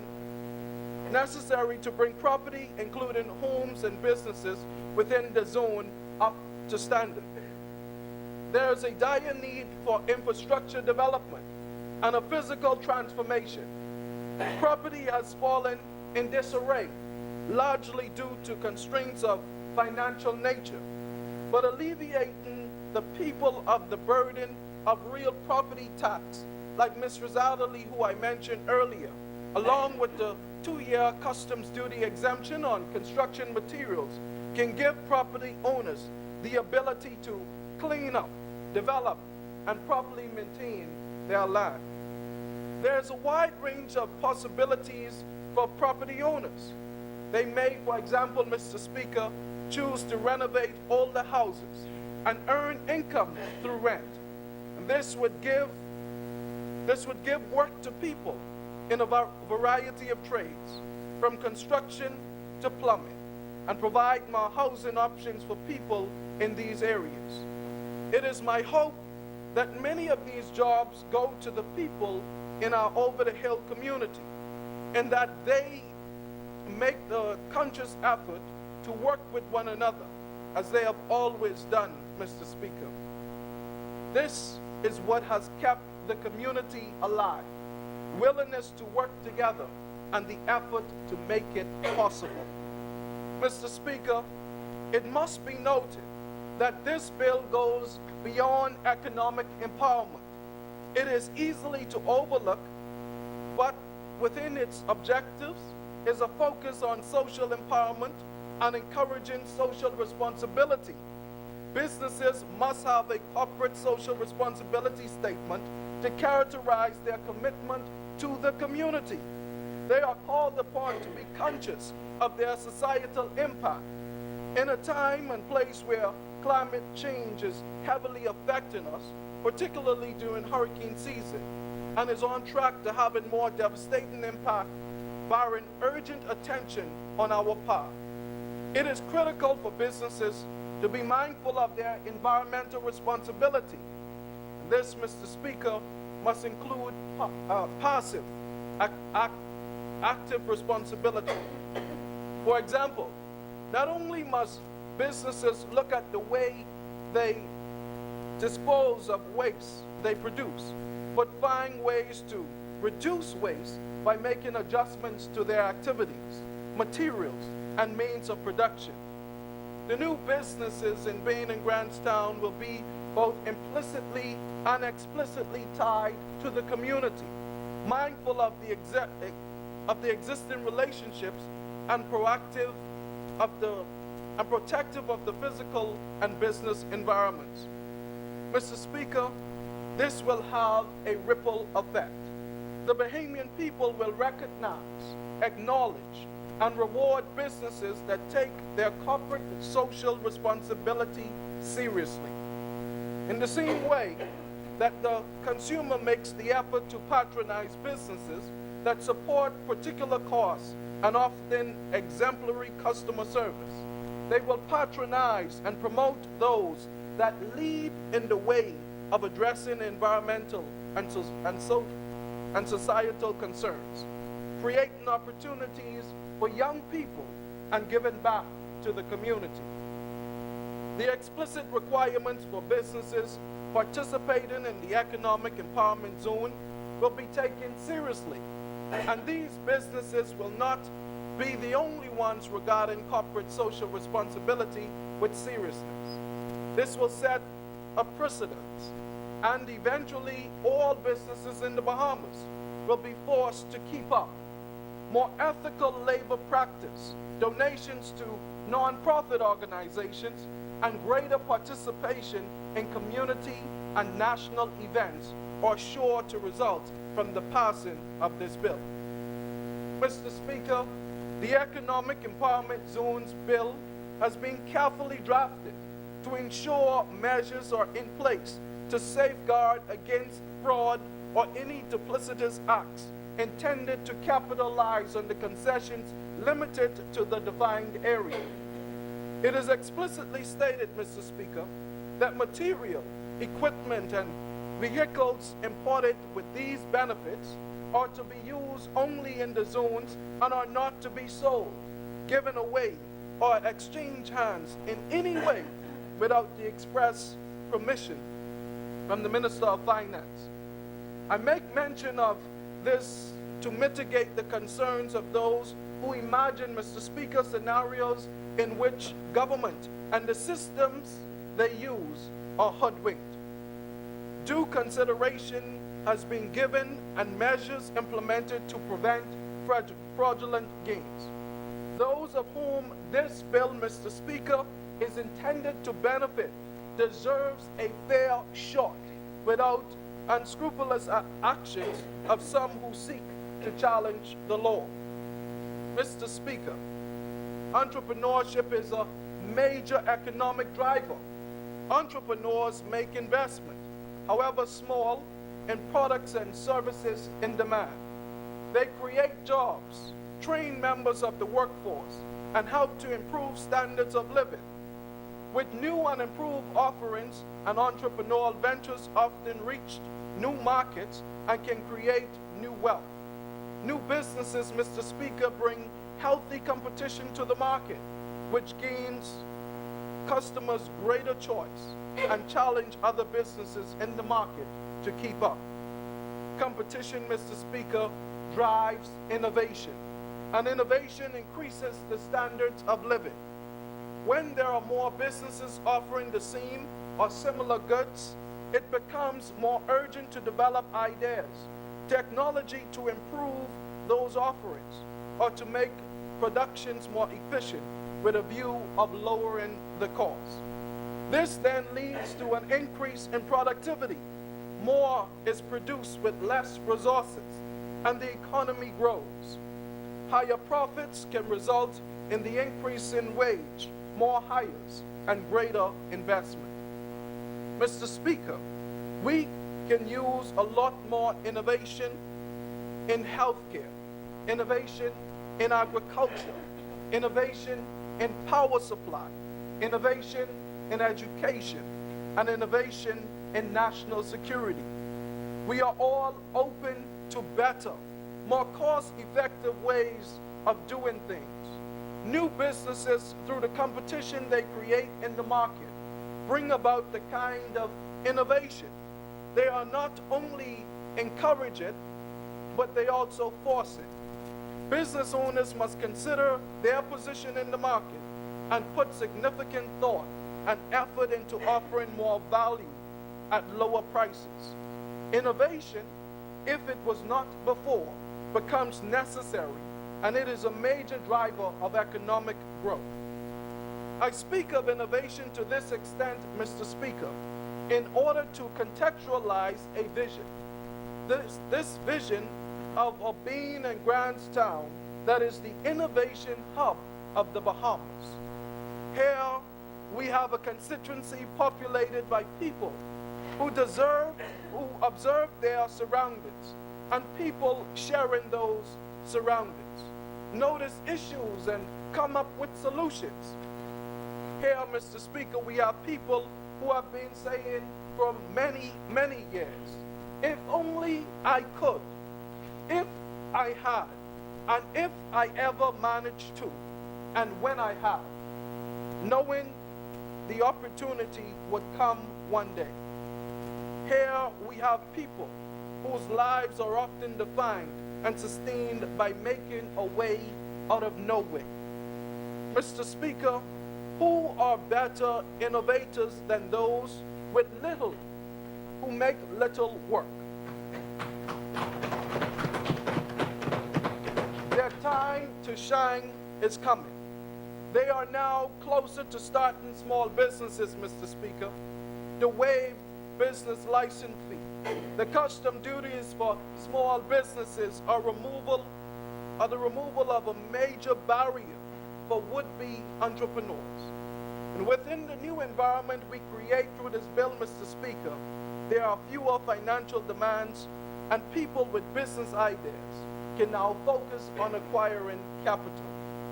Mr. Speaker, everyone wants to hear tax-free and concessions. We are saying those words today, Mr. Speaker. These concepts are embedded in the Economic Empowerment Bill. They are more than just buzzwords. They are an economic catalyst. The passing of this bill, Mr. Speaker, is a pivotal point for the Bahamas. This administration is looking directly at Baines and Grantstown, along with St. Barnabas and Centerville, along with a few others, and saying, we see you, we hear you, and we are responding to your needs. We are concerning ourselves, Mr. Speaker, with the plight of the most vulnerable and addressing them with structural change. We are not only saying, but demonstrating that we are bringing change, specifically for the benefit, acknowledging that it will benefit the entire country. And it is a move, Mr. Speaker, from struggle towards triumph through a transformative program. We are encouraging entrepreneurship. We are offering tax breaks. We are creating a new environment by empowering the people with the ability to make decisions, to make changes, and to make new lives for themselves by fulfilling and participating in this economic empowerment bill. Yet, Mr. Speaker, there are those who may say that the poor will always be with us and there is nothing we can do about it. Mr. Speaker, I beg to differ to that notion. There is a lot that we can do about it. The question is, do we have the political will to do something about it? This morning, Mr. Speaker, this government, under the leadership of our Prime Minister, the Honorable Dr. Hubert Alexander Minnis, has demonstrated and proved through this bill that we have the political will to do something about it. Mr. Speaker, the reality that so many children are born in the Bahamas, the wealthiest country in the Caribbean when looking at GDP per capita, is heartbreaking enough. The belief that they may never escape the poverty is one that this administration is not willing to accept and will make every effort to address it with concrete solutions as we are doing so this morning. The reason we serve in this honorable House of Assembly is not about us or for selfish gain. It is about the people who elected us to serve. Thus, we must ensure that we pass legislations and policies that help common Bahamians to pay their bills, put a little savings on the side, and give for their families a decent life. Mr. Speaker, nobody takes a crippling blow like the people of our over-the-hill community areas when we play politics rather than good governance. And given the problems that residents in our over-the-hill communities are facing, even to this day, Mr. Speaker, we do not have time to continue to kick cans down the road and hope that someone else will address it later on, or point fingers and play the blame game. This government, Mr. Speaker, is taking bold, tough, and necessary steps to address some of our country's most pressing issues. And that is why we lay this bill on the table and commence such a debate this morning. And therefore, Mr. Speaker, as the representative for Baines and Grantstown, one of the over-the-hill constituencies a part of this economic empowerment zone, it is my distinct honor and privilege on behalf of the people in the greatest constituency on earth, Baines and Grantstown, to second this bill and to fully support it and all it holds for the people who inspire it and the people who in time will say, Mr. Speaker, that my life is better today because of the economic empowerment bill brought by the FNF.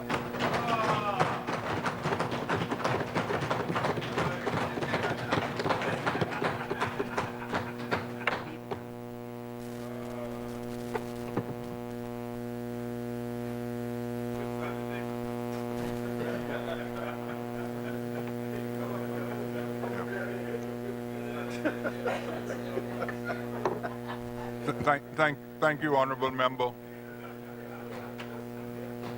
Honorable members, before we proceed,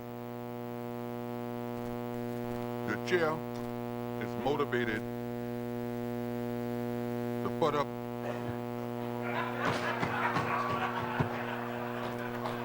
the emblem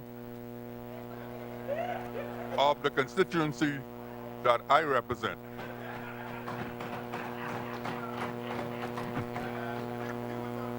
And just to say a few words, as the member for Kalani spoke, I was reminded of and reflected on the words of the late Lyndon Oscar Penley, when he said similar words. As the member for Kalani spoke, I had a vision of a new parliament rising, in the words of Sir Lyndon, rising like the ashes, rising like a phoenix from the demolition ashes of the old post office building.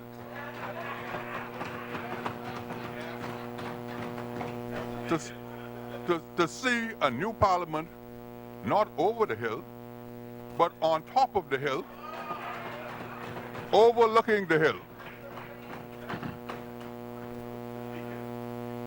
And I want to put up this symbol of the Nassau Village constituency because, you know, when I examined the budget, I saw a listing of members of parliament and I only saw 38. And I looked through that listing and I couldn't find the member of parliament for Nassau Village. And there was no personal emolument listed for the member for Nassau Village. So I want to position Nassau Village today. The member for Kalani indicated that those who fall by the wayside and breach the conditions of this new bill will be, their certificate will be canceled.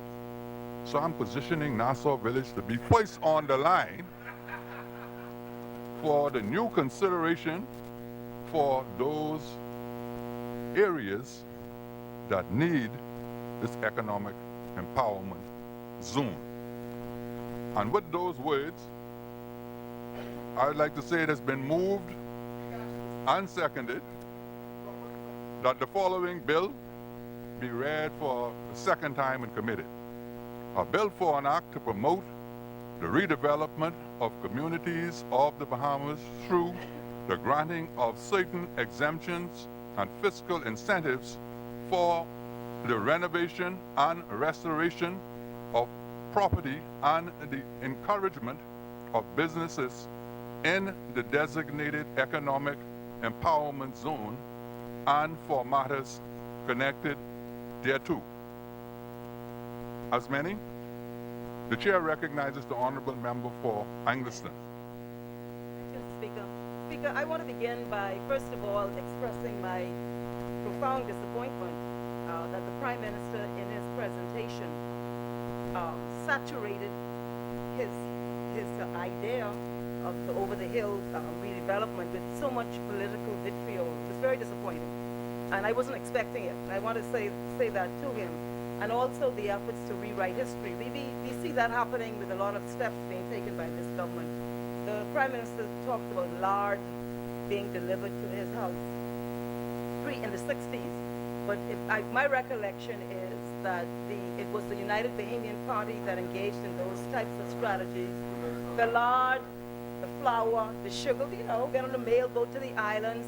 The PLP delivered ideas and majority rule. It was a new paradigm. You see, they're laughing at that.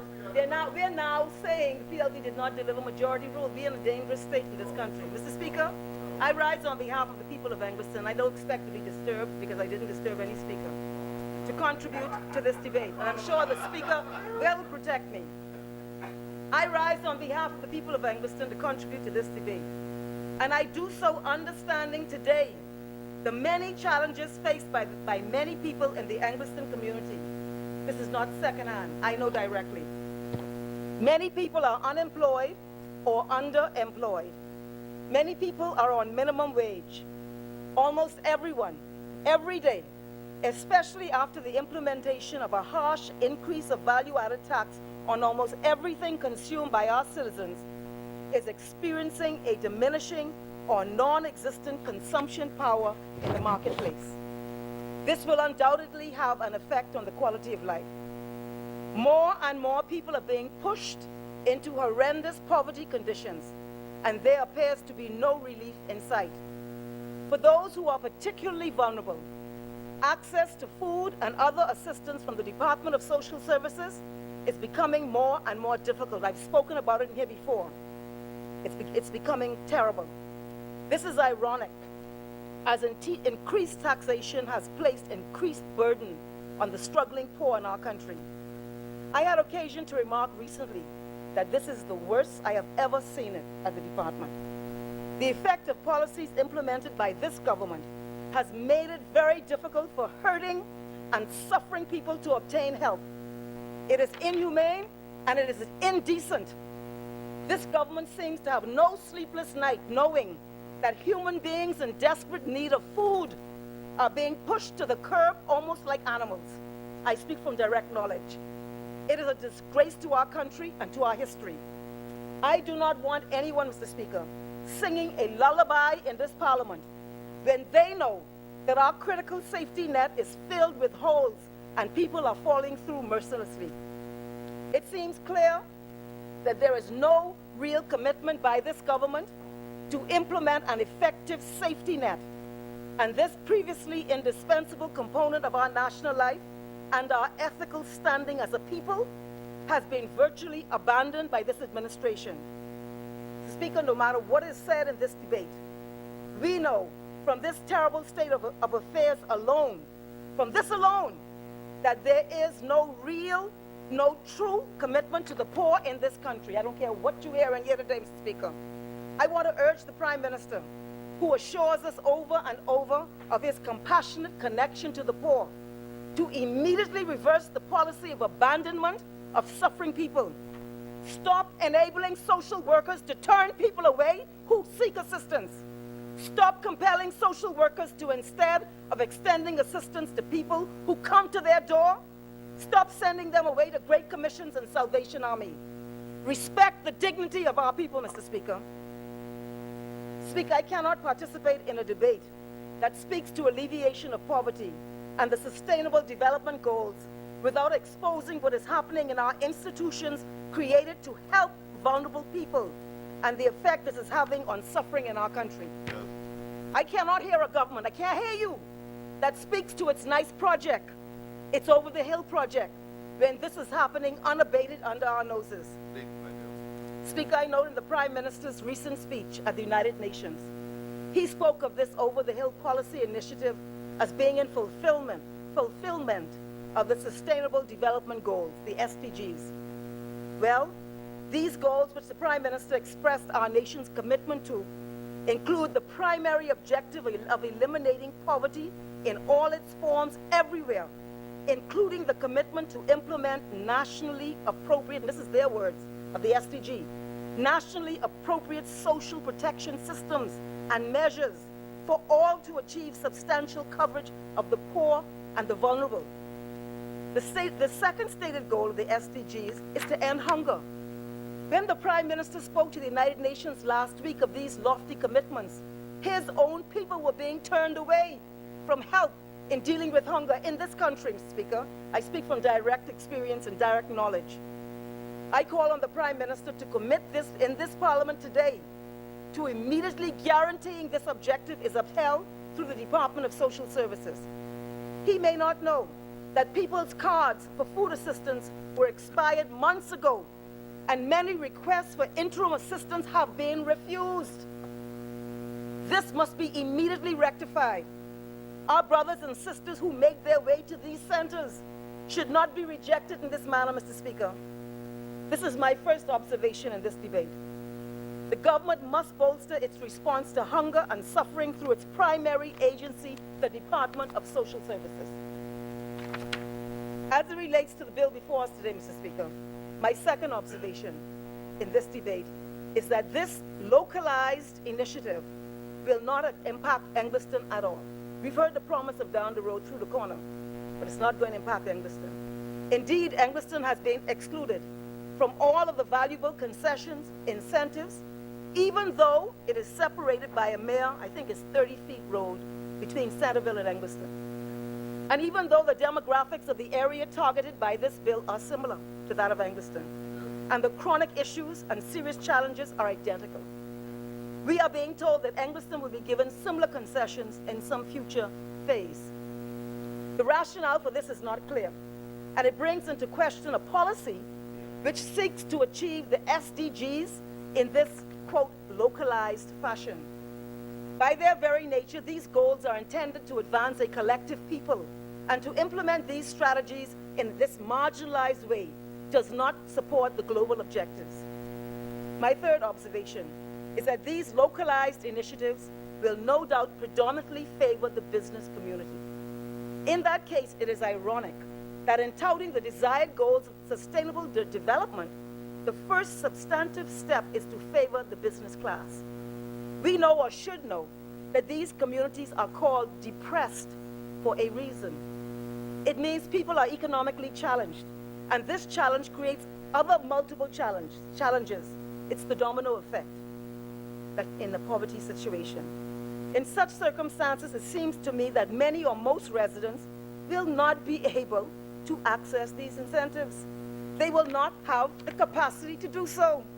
Indeed, in the Prime Minister's own presentation to the United Nations High-Level Political Forum on Sustainable Development, United Nations Economic and Social Council, entitled, quote, in his speech, Localizing the SDGs, the Prime Minister concedes to the international community the following statistical information and bleak observations about our national development.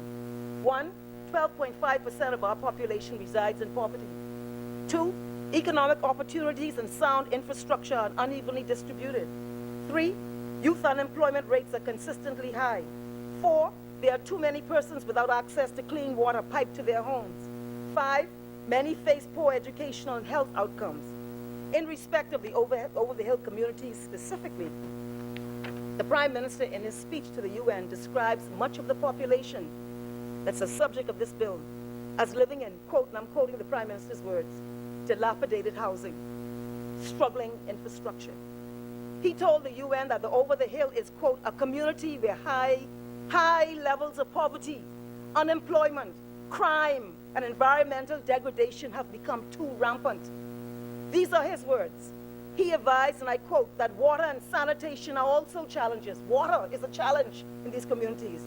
He informed that approximately half of the 4,000 households in this community do not have access to piped water to their homes, which he advised may be because of disconnections for non-payment or the lack of modern plumbing infrastructure within the household. He noted that the alternative for many is the public water pump. So, Mr. Speaker, in light of this assessment of the condition of many, if not most, who live in these communities. If this is the factual account the Prime Minister gave to the United Nations, and we don't doubt him,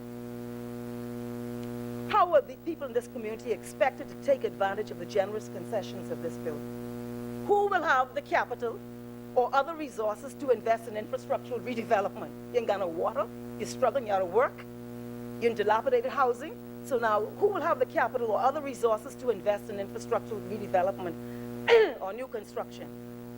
The objectives of the bill speak to designating communities as economic zones to encourage economic and social empowerment of residents. But where are the provisions that empower residents? If we look at the approaches, excuse me, in the United States of America and elsewhere where they speak about empowerment zones, the word used in this bill, they have been, and where they have been implemented in the United States, there's been a concentrated emphasis on human development and facilitating access to capital for people who otherwise would not have such access to take advantage of these benefits. While the word empowerment appears in the bill, there's no evidence of any such features in its provisions. But if the strategy is, as it seems to be, and I think the member for Bain and Grandson was arguing this, to enhance and economically incentivize the business community so that it might have some trickle-down effect to the people who live there, then the government should say so plainly. And of course, we will have to closely analyze such a theory, considering the generous concessions at play in this bill. If the trickle-down strategy is to achieve social and economic empowerment of the impoverished residents by placing some thus far undefined social responsibility commitment on these businesses in the community, the PM should demonstrate, the Prime Minister should demonstrate how all of these concessions and exemptions at taxpayers' expense will help the people he spoke of in his United Nations presentation. How will this, quote, social responsibility be made manifest to improve the plight of the people in the community? I've heard a lot of vague things about collecting garbage and contributing some sporting thing. But you're talking about really valuable concessions. Speaker, the bill mandates that the businesses have a, and I quote, a corporate social responsibility statement outlining the business commitment to contributing to the sustainable development of the community through the economic, social, and environmental benefits to the community at no cost to the community. How will this mandatory statement, that's what the bill says, you have a statement, but how will this mandatory statement become a mandate in the community? How will this contribution be measured? And has the government contemplated the very likely prospect that these generous incentives and concessions will attract more and more of the business community, including those in the business of providing housing? Has it contemplated the impact of the exemption on stamp duty for the purchase and sale of land in the zone, that it may in fact be nothing more than an incentive for land purchases and investment in real estate at favorable terms by people or entities with no connection in the zone in question? What controls will be put in place to ensure that despite the declared objectives of this bill, you will in fact be laying the groundwork for gentrification of this area? A complete transformation of the so-called depressed residents are pushed out to into new communities, and new communities created from a completely different economic class. And all of this without truly having met the objectives of the Sustainable Development Goals. And I want to quote from Adam Looney, an economist, the director of the Center on Regulation and Markets. And this is what he says, and I quote, "In an optimistic scenario, the tax benefits might encourage purchasing and rehabilitating residential property or expanding local businesses. But the value of the tax subsidy is ultimately dependent on rising property values, rising rents, and higher business profitability. This means a state's opportunity zones," and that's what this was, in this case, they were speaking about, "could also serve as a subsidy for displacing local residents in favor of higher income professionals and the businesses that cater to them. In effect, a subsidy for gentrification." The question then is based on the experience of similar initiatives worldwide. What safeguards will be put in place to prevent this from happening in this community? Another concern are these incentives and concessions which are available at large. And I am asking the question, is this to include foreign entities, foreign investors, or is it to benefit business residents or Bahamian businesses alone? Bahamian residents or Bahamian businesses alone? I looked at the bill, and there does not seem to be an exclusion of non-Bahamians taking advantage of these huge tax benefits. And I don't think that's an error. And if it's not an error, we need that policy initiative articulated to the Bahamian people, that this is what is envisaged. If that is what's envisaged, I object to it, Speaker. To be clear, Mr. Speaker, I have no difficulty supporting initiatives that enhance the quality of life. But where valuable national resources are being directed, the initiative must be expressed in a way that the Bahamian people can be satisfied that the appropriate checks and balances are in place, that the research supports the policies, and that there is appropriate monitoring and measuring with a cost-benefit analysis. We have not been provided with any research that supports this type of initiative that favors business and apparently seeks to have a trickle-down effect in the community. Because as the Prime Minister has stipulated, and we accept, this is what we call a depressed and challenged community, and resources will not be readily available to take advantage of the provisions of this bill. Speaker. So, Mr. Speaker, is the immediate beneficial impact which the government seeks to achieve here the improving of the economy of the zone? Sorry, the bill says that these, I'll have to go backtrack, sorry. The bill says that these initiatives will have a, quote, beneficial impact on the economy of the zone. I thought it was a very peculiar statement. Is the immediate beneficial impact which the government seeks to achieve here the improving of the economy of the zone, or improving the social and human conditions of the residents? I thought that very peculiar as being a stated philosophy of this bill, to improve the economy of the zone. Mr. Speaker, as the Sustainable Development Goals outline, the key to a healthy, sustainable development is the elimination of inequity. It's pure and simple. It seems to me that what is envisaged in this bill may possibly, and maybe even very likely, perpetuate and accentuate and amplify in most stunning form the inequities which plague these and other communities. But of course, the devil is very much in the details. There's supposed to be regulations. They've not been produced at this juncture, and so we have no idea what the regulations will do or not do. We need to see that. We will need to know what the specifics are and how it will coerce this expected corporate responsibility. We will need to know how monitoring and measurement will be executed. I know the Prime Minister touched on it, but he wants specifics on how it's going to be monitored and measured, and how proportionality will be guaranteed, and that's an important thing. Because the corporate community may do some things, but they're getting huge tax breaks. So we have to ensure that we don't get, that you're not getting grapes and grapefruits in this analysis, Mr. Speaker. I believe the research shows this. Sorry. So, Mr. Speaker, and I want to repeat again, I am of the view that inequality is at the foundation of poverty conditions. I believe the research shows this, and I trust this is accepted by the government. As the United Nations, to which the Prime Minister took his case, states, and I quote from the United Nations, poverty cannot be eradicated without addressing the pervasive inequalities in incomes and economic opportunities between and within countries, between rural and urban areas, between men and women. Reducing such inequalities will need to start with improving access for the poor to productive resources, basic services, and social protection. That's the Department of Social Services we're talking about here.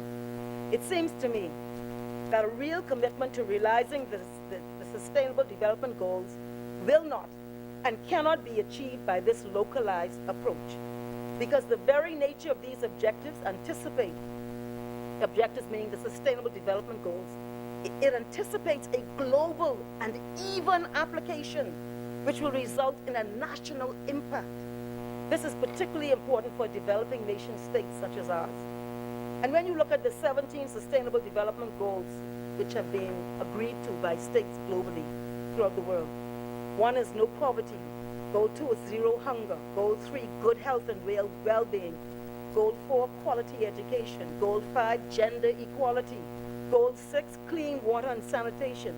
Goal 7, affordable and clean energy. Goal 8, decent work and economic growth. Goal 9, industry, innovation, and infrastructure. Goal 10, reduced inequality. Goal 13, climate action. And I'll skip to goal 16, peace and justice strong institutions.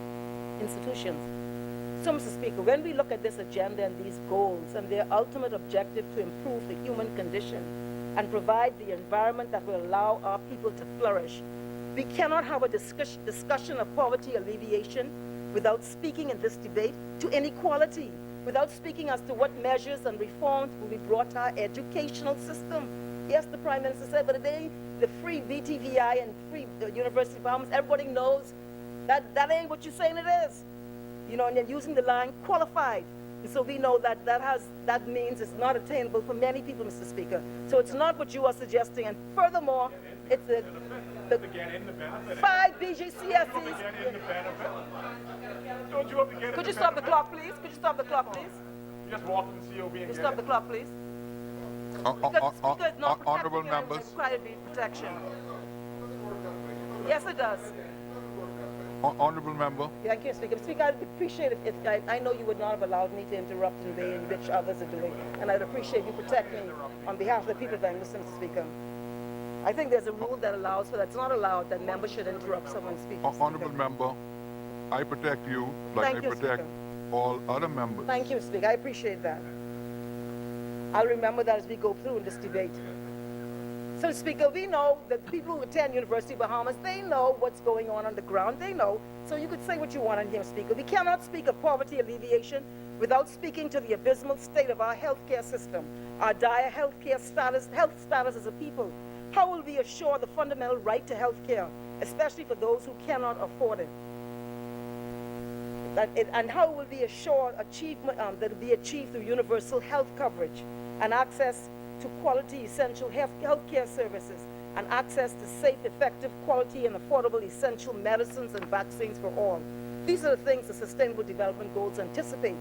How can we argue these fundamental goal objectives in this debate about the economic zone, assuming the true objective is, as was stated to the United Nations, the Sustainable Development Goals, without laying on the table the solutions and the resolutions to be implemented on an urgent basis?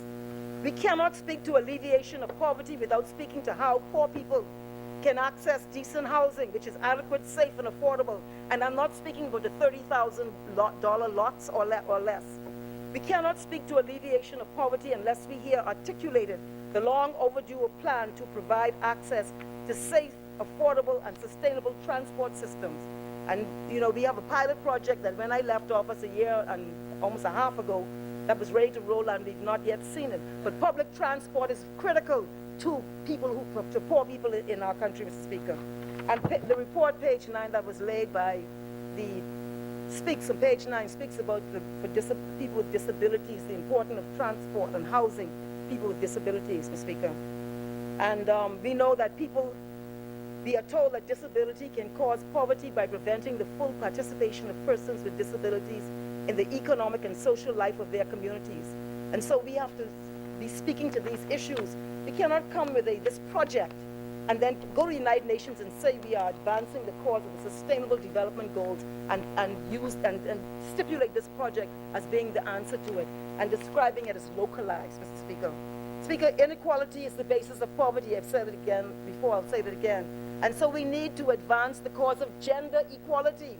The recent immigration amendments and to fees in this House for children born to Bahamian women outside of the Bahamas is a form of discrimination, Mr. Speaker, perpetuating unequal treatment and do not advance the objectives of Sustainable Development Goals.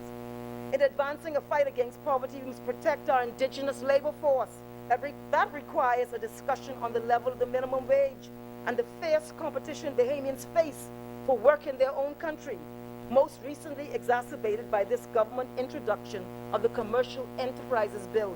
And in the budget debate, we heard that as many as 50 work permits have been given under the radar in this country because we don't know what's happening. Speaker, inequality applies to both internal relations as well as relations between states. And Mr. Speaker, this in a South African journal, it has been noted that when global institutional efforts in support of international development targets have been stepped up, current economic trends globally, and in this case, in South Africa, are preserving privilege for a minority of people while simultaneously intensifying inequality, poverty, starvation, violence, and abuse of the environment. This raises the question, and I'm quoting from this article, the effect of the World Trade Organization will have on our people and the quality of life currently experienced, much less advancing the cause of the Sustainable Development Goals. So what effect will WTO have on the Sustainable Development Goals, Mr. Speaker? And as our own commentators tell us, this is from the president of the insurance entity, and I'm reading quickly because my time is running, but he says the private sector is shooting in the dark over World Trade Organization and its impact due to the absence of proper economic analysis. This is from the insurance sector. Michael Moore of the Bahamas Chamber of Commerce and Employers Confederation Chairman and the organization's Trade and Investment Committee, and I'm taking this from Neil Hartnell's business section of the Tribune. He says that, and also Darren Pickstock, they both previously warned that the absence of any WTO impact analysis makes it virtually impossible for the private sector to properly inform the government on where it should set the red lines. What it absolutely must not give away is in the accession negotiations. And the Chamber is now moving to conduct its own analysis. All these things affect the Sustainable Development Goals, Mr. Speaker. Speaker, you cannot bring to this House what is appearing to essentially be a pet project. And it's relatively small in scope because I think the allocation is $5 million. And the Prime Minister spoke of delivering a baby, but in fact, this is a severely underweight baby. It has not been properly nourished in incubation, Mr. Speaker. And Mr. Speaker, if our commitment to the Sustainable Development Goals is not part of a comprehensive, considered, rational, and consistent plan, and I say this because this was the argument made in the United Nations, the Sustainable Development Goals, Mr. Speaker. If what we are doing is not part of a comprehensive, considered, rational, and consistent plan to achieve the Sustainable Development Goals, you cannot conveniently call upon them to support a political initiative in isolation, while at the same time your government is engaging in acts or omissions which undermine significantly the achievement of these goals. I don't know if you're getting my argument. This is not balancing out, Mr. Speaker. As for example, you cannot be seen to touting all over the world clean and green energy, protected oceans and air quality, no more plastics. And at the same time, Mr. Speaker, you introduce, I call a stinking oil refinery in the way of Oban Energies, described as polluting it's a 20th century energy form.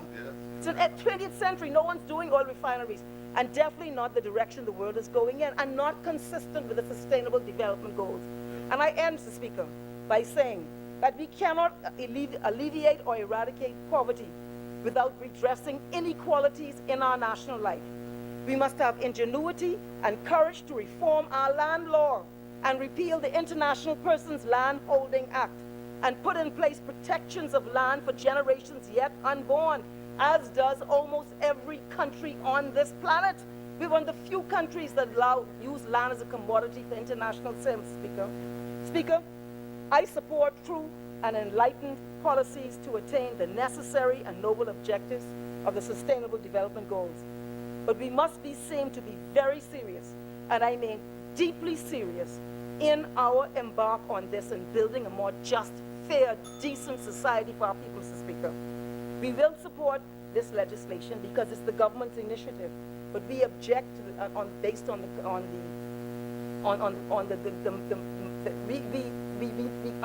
agreement is subject to or conditional upon the observations we have made.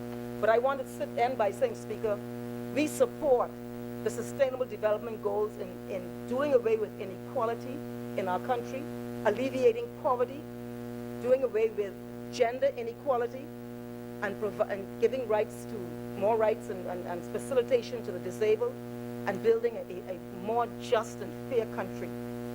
But we do not believe that this is being touted within that context. It is not. It's disingenuous.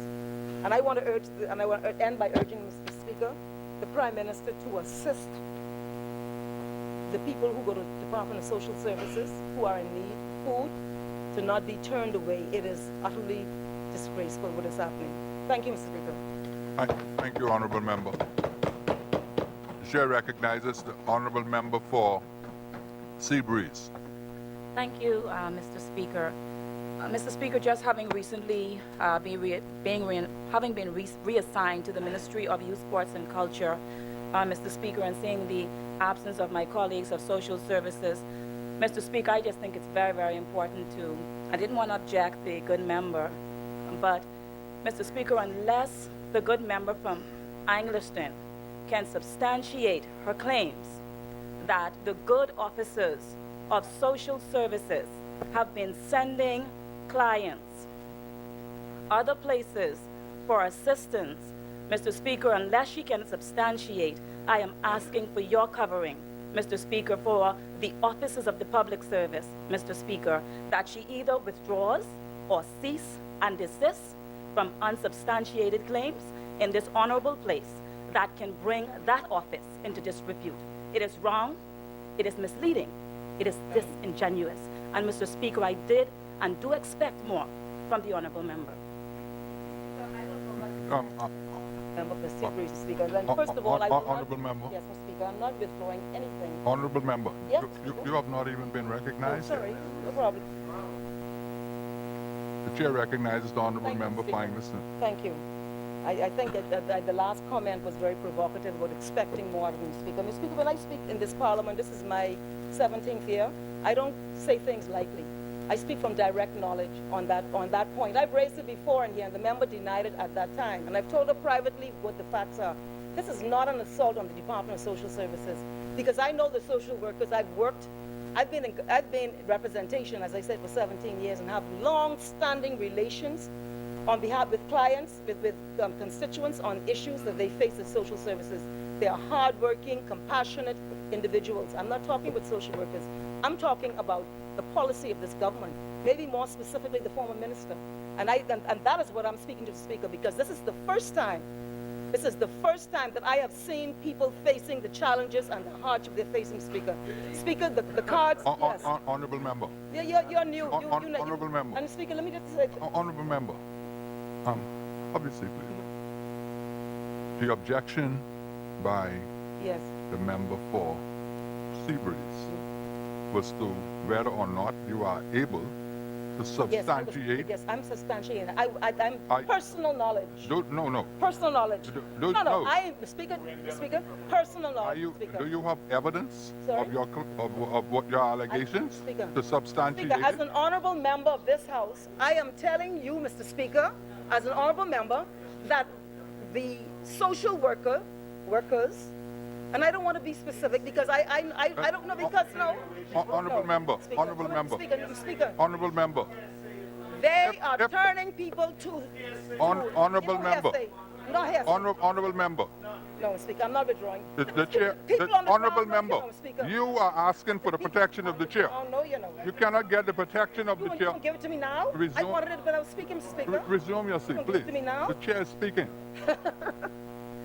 What I'm I speak and I... the position before the Parliament is a member has objected to allegations made by you. The members asking for you to substantiate the allegation or withdraw. It is, honorable member, it is insufficient for you to just repeat the words without substantiating the allegation. You need to provide, honorable member, there's a rule which says too that when the chair is speaking, all members should be quiet. No, the rules don't always apply to you, but you cannot expect special treatment. You took your seat, and Honorable member, resume your seat. Resume your seat. Resume your seat.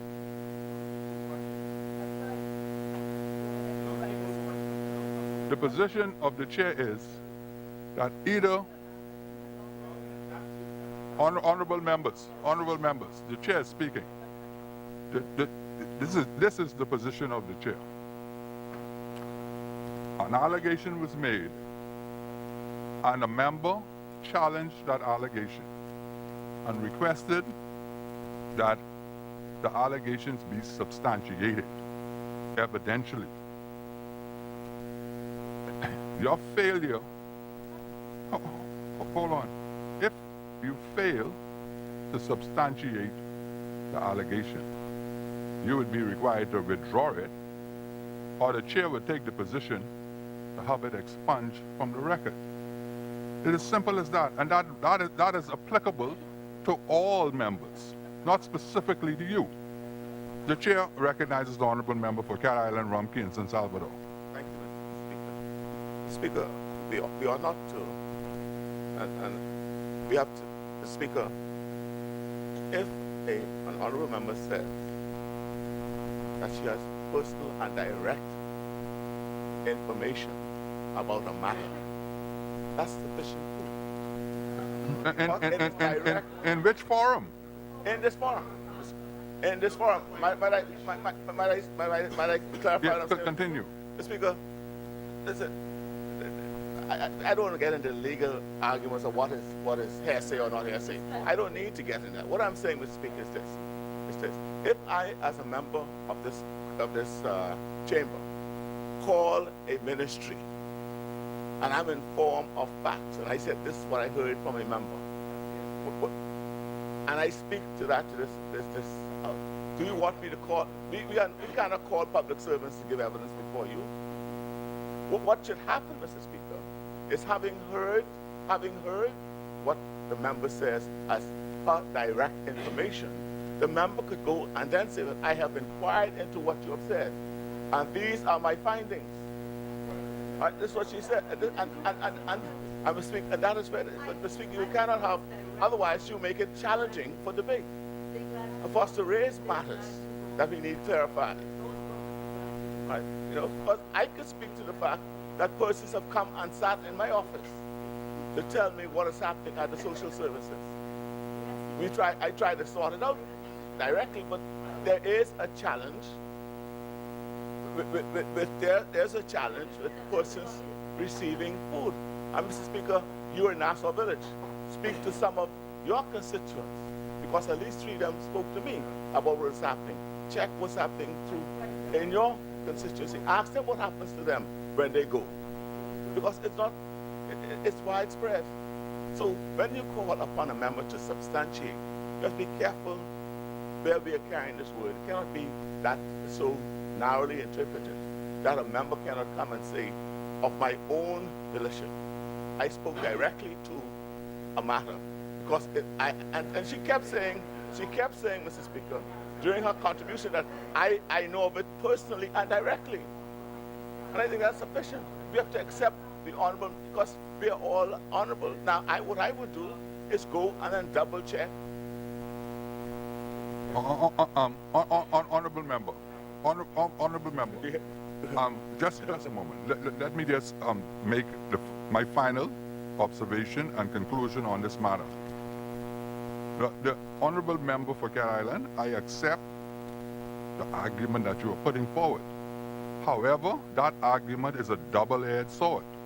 And honorable member, because if we take it to its full extent, if I accept the word of one honorable member, I cannot deny another honorable member who is denying the allegation. So if a member gets up and makes a statement or an assertion and it is not challenged, there would be no need for the chair to intervene. But if a member gets up and makes a statement and it is challenged by another member as being unsound, untrue, incorrect, partly correct, whatever the case might be, then and calls on that member, the rule says that the member must substantiate it or withdraw it. That's what the rule says. But we're about to move for lunch. Honorable member for Bamboo Town, the chair. Mr. Speaker, I think what you said completely comports with what the Leader of the Opposition has just said. The Leader of the Opposition says that the member for Engliston has had personal knowledge and experience. And then he says, based on the personal knowledge and experience of the situation, the member for Engliston has put it out there, and that the member for Seabreeze, who is the former minister, should have gone and checked. The member for Engliston also said that this is not the first time she has said that she's also made it known to the member of Seabreeze. And so now the member for Seabreeze has stood as the former minister who has knowledge of the situation and says, so. So we have done exactly what the Leader of the Opposition has said. And Mr. Speaker, based on that, I think based on what the member has said, the member said it didn't take place as minister, the House ought to accept that and we ought to move for lunch.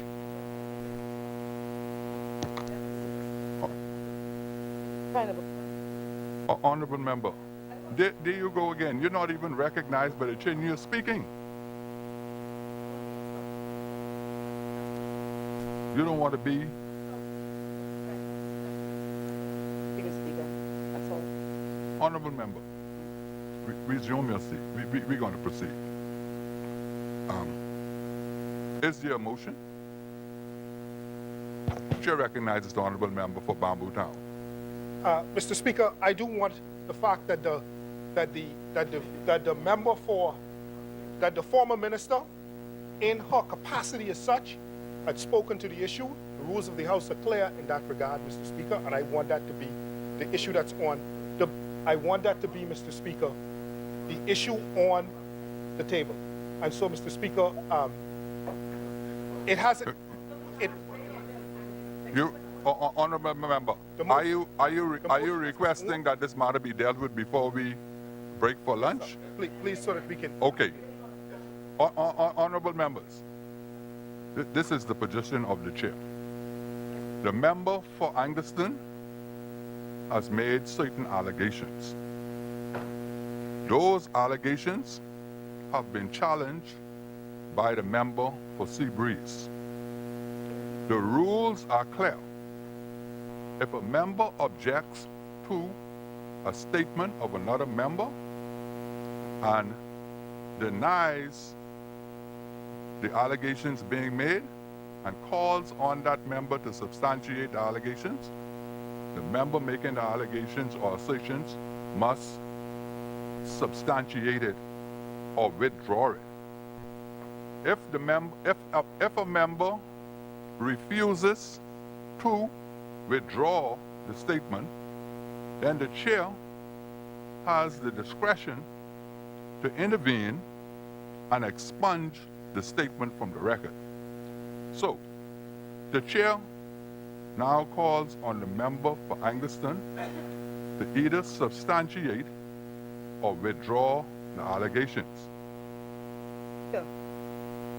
The chair recognizes the honorable member for As the Angaston. member of Parliament for Engliston, thank you, Mr. Speaker, was told directly, I was told, not someone tell me, by the Department of Social Service, and I intervened on behalf of someone who was hurting. And I was told that if the person went there, that they would be directed to Great Commissions. And I said, you need to toe a line. Honorable member. And they said, no, they will give you bags of groceries. Listen, Speaker, many people know you know. I've requested that you substantiate. That is my substantiation. That is not I was sufficient. told directly by the Department of Social That Services. is insufficient to substantiate Speaker, the Bahamian people the know. remark. The Bahamian people know, Speaker. I'm not withdrawing, Mr. Speaker. Okay, here's the ruling from the chair. The chair, honorable member, the chair is speaking. Honorable member, the chair is about to speak. Resume your seat. The ruling from the chair is this. The honorable member for Angaston has made some allegations. Honorable member, resume your seat. The chair is intervening because the honorable member for Angaston has made some allegations. The allegations have been challenged by the member for Seabreeze, the honorable member for Seabreeze. And the honorable member has called on the member for Angleston to either substantiate the allegations or to withdraw them. The member for Angleston has taken the option not to withdraw the statements.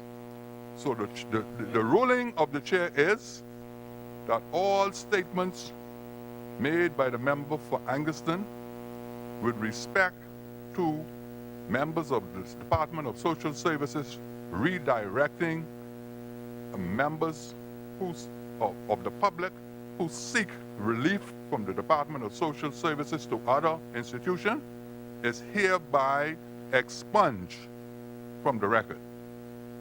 The chair recognizes the honorable member for Bamboo Town. Honorable member, that matter is finished. Mr. Speaker.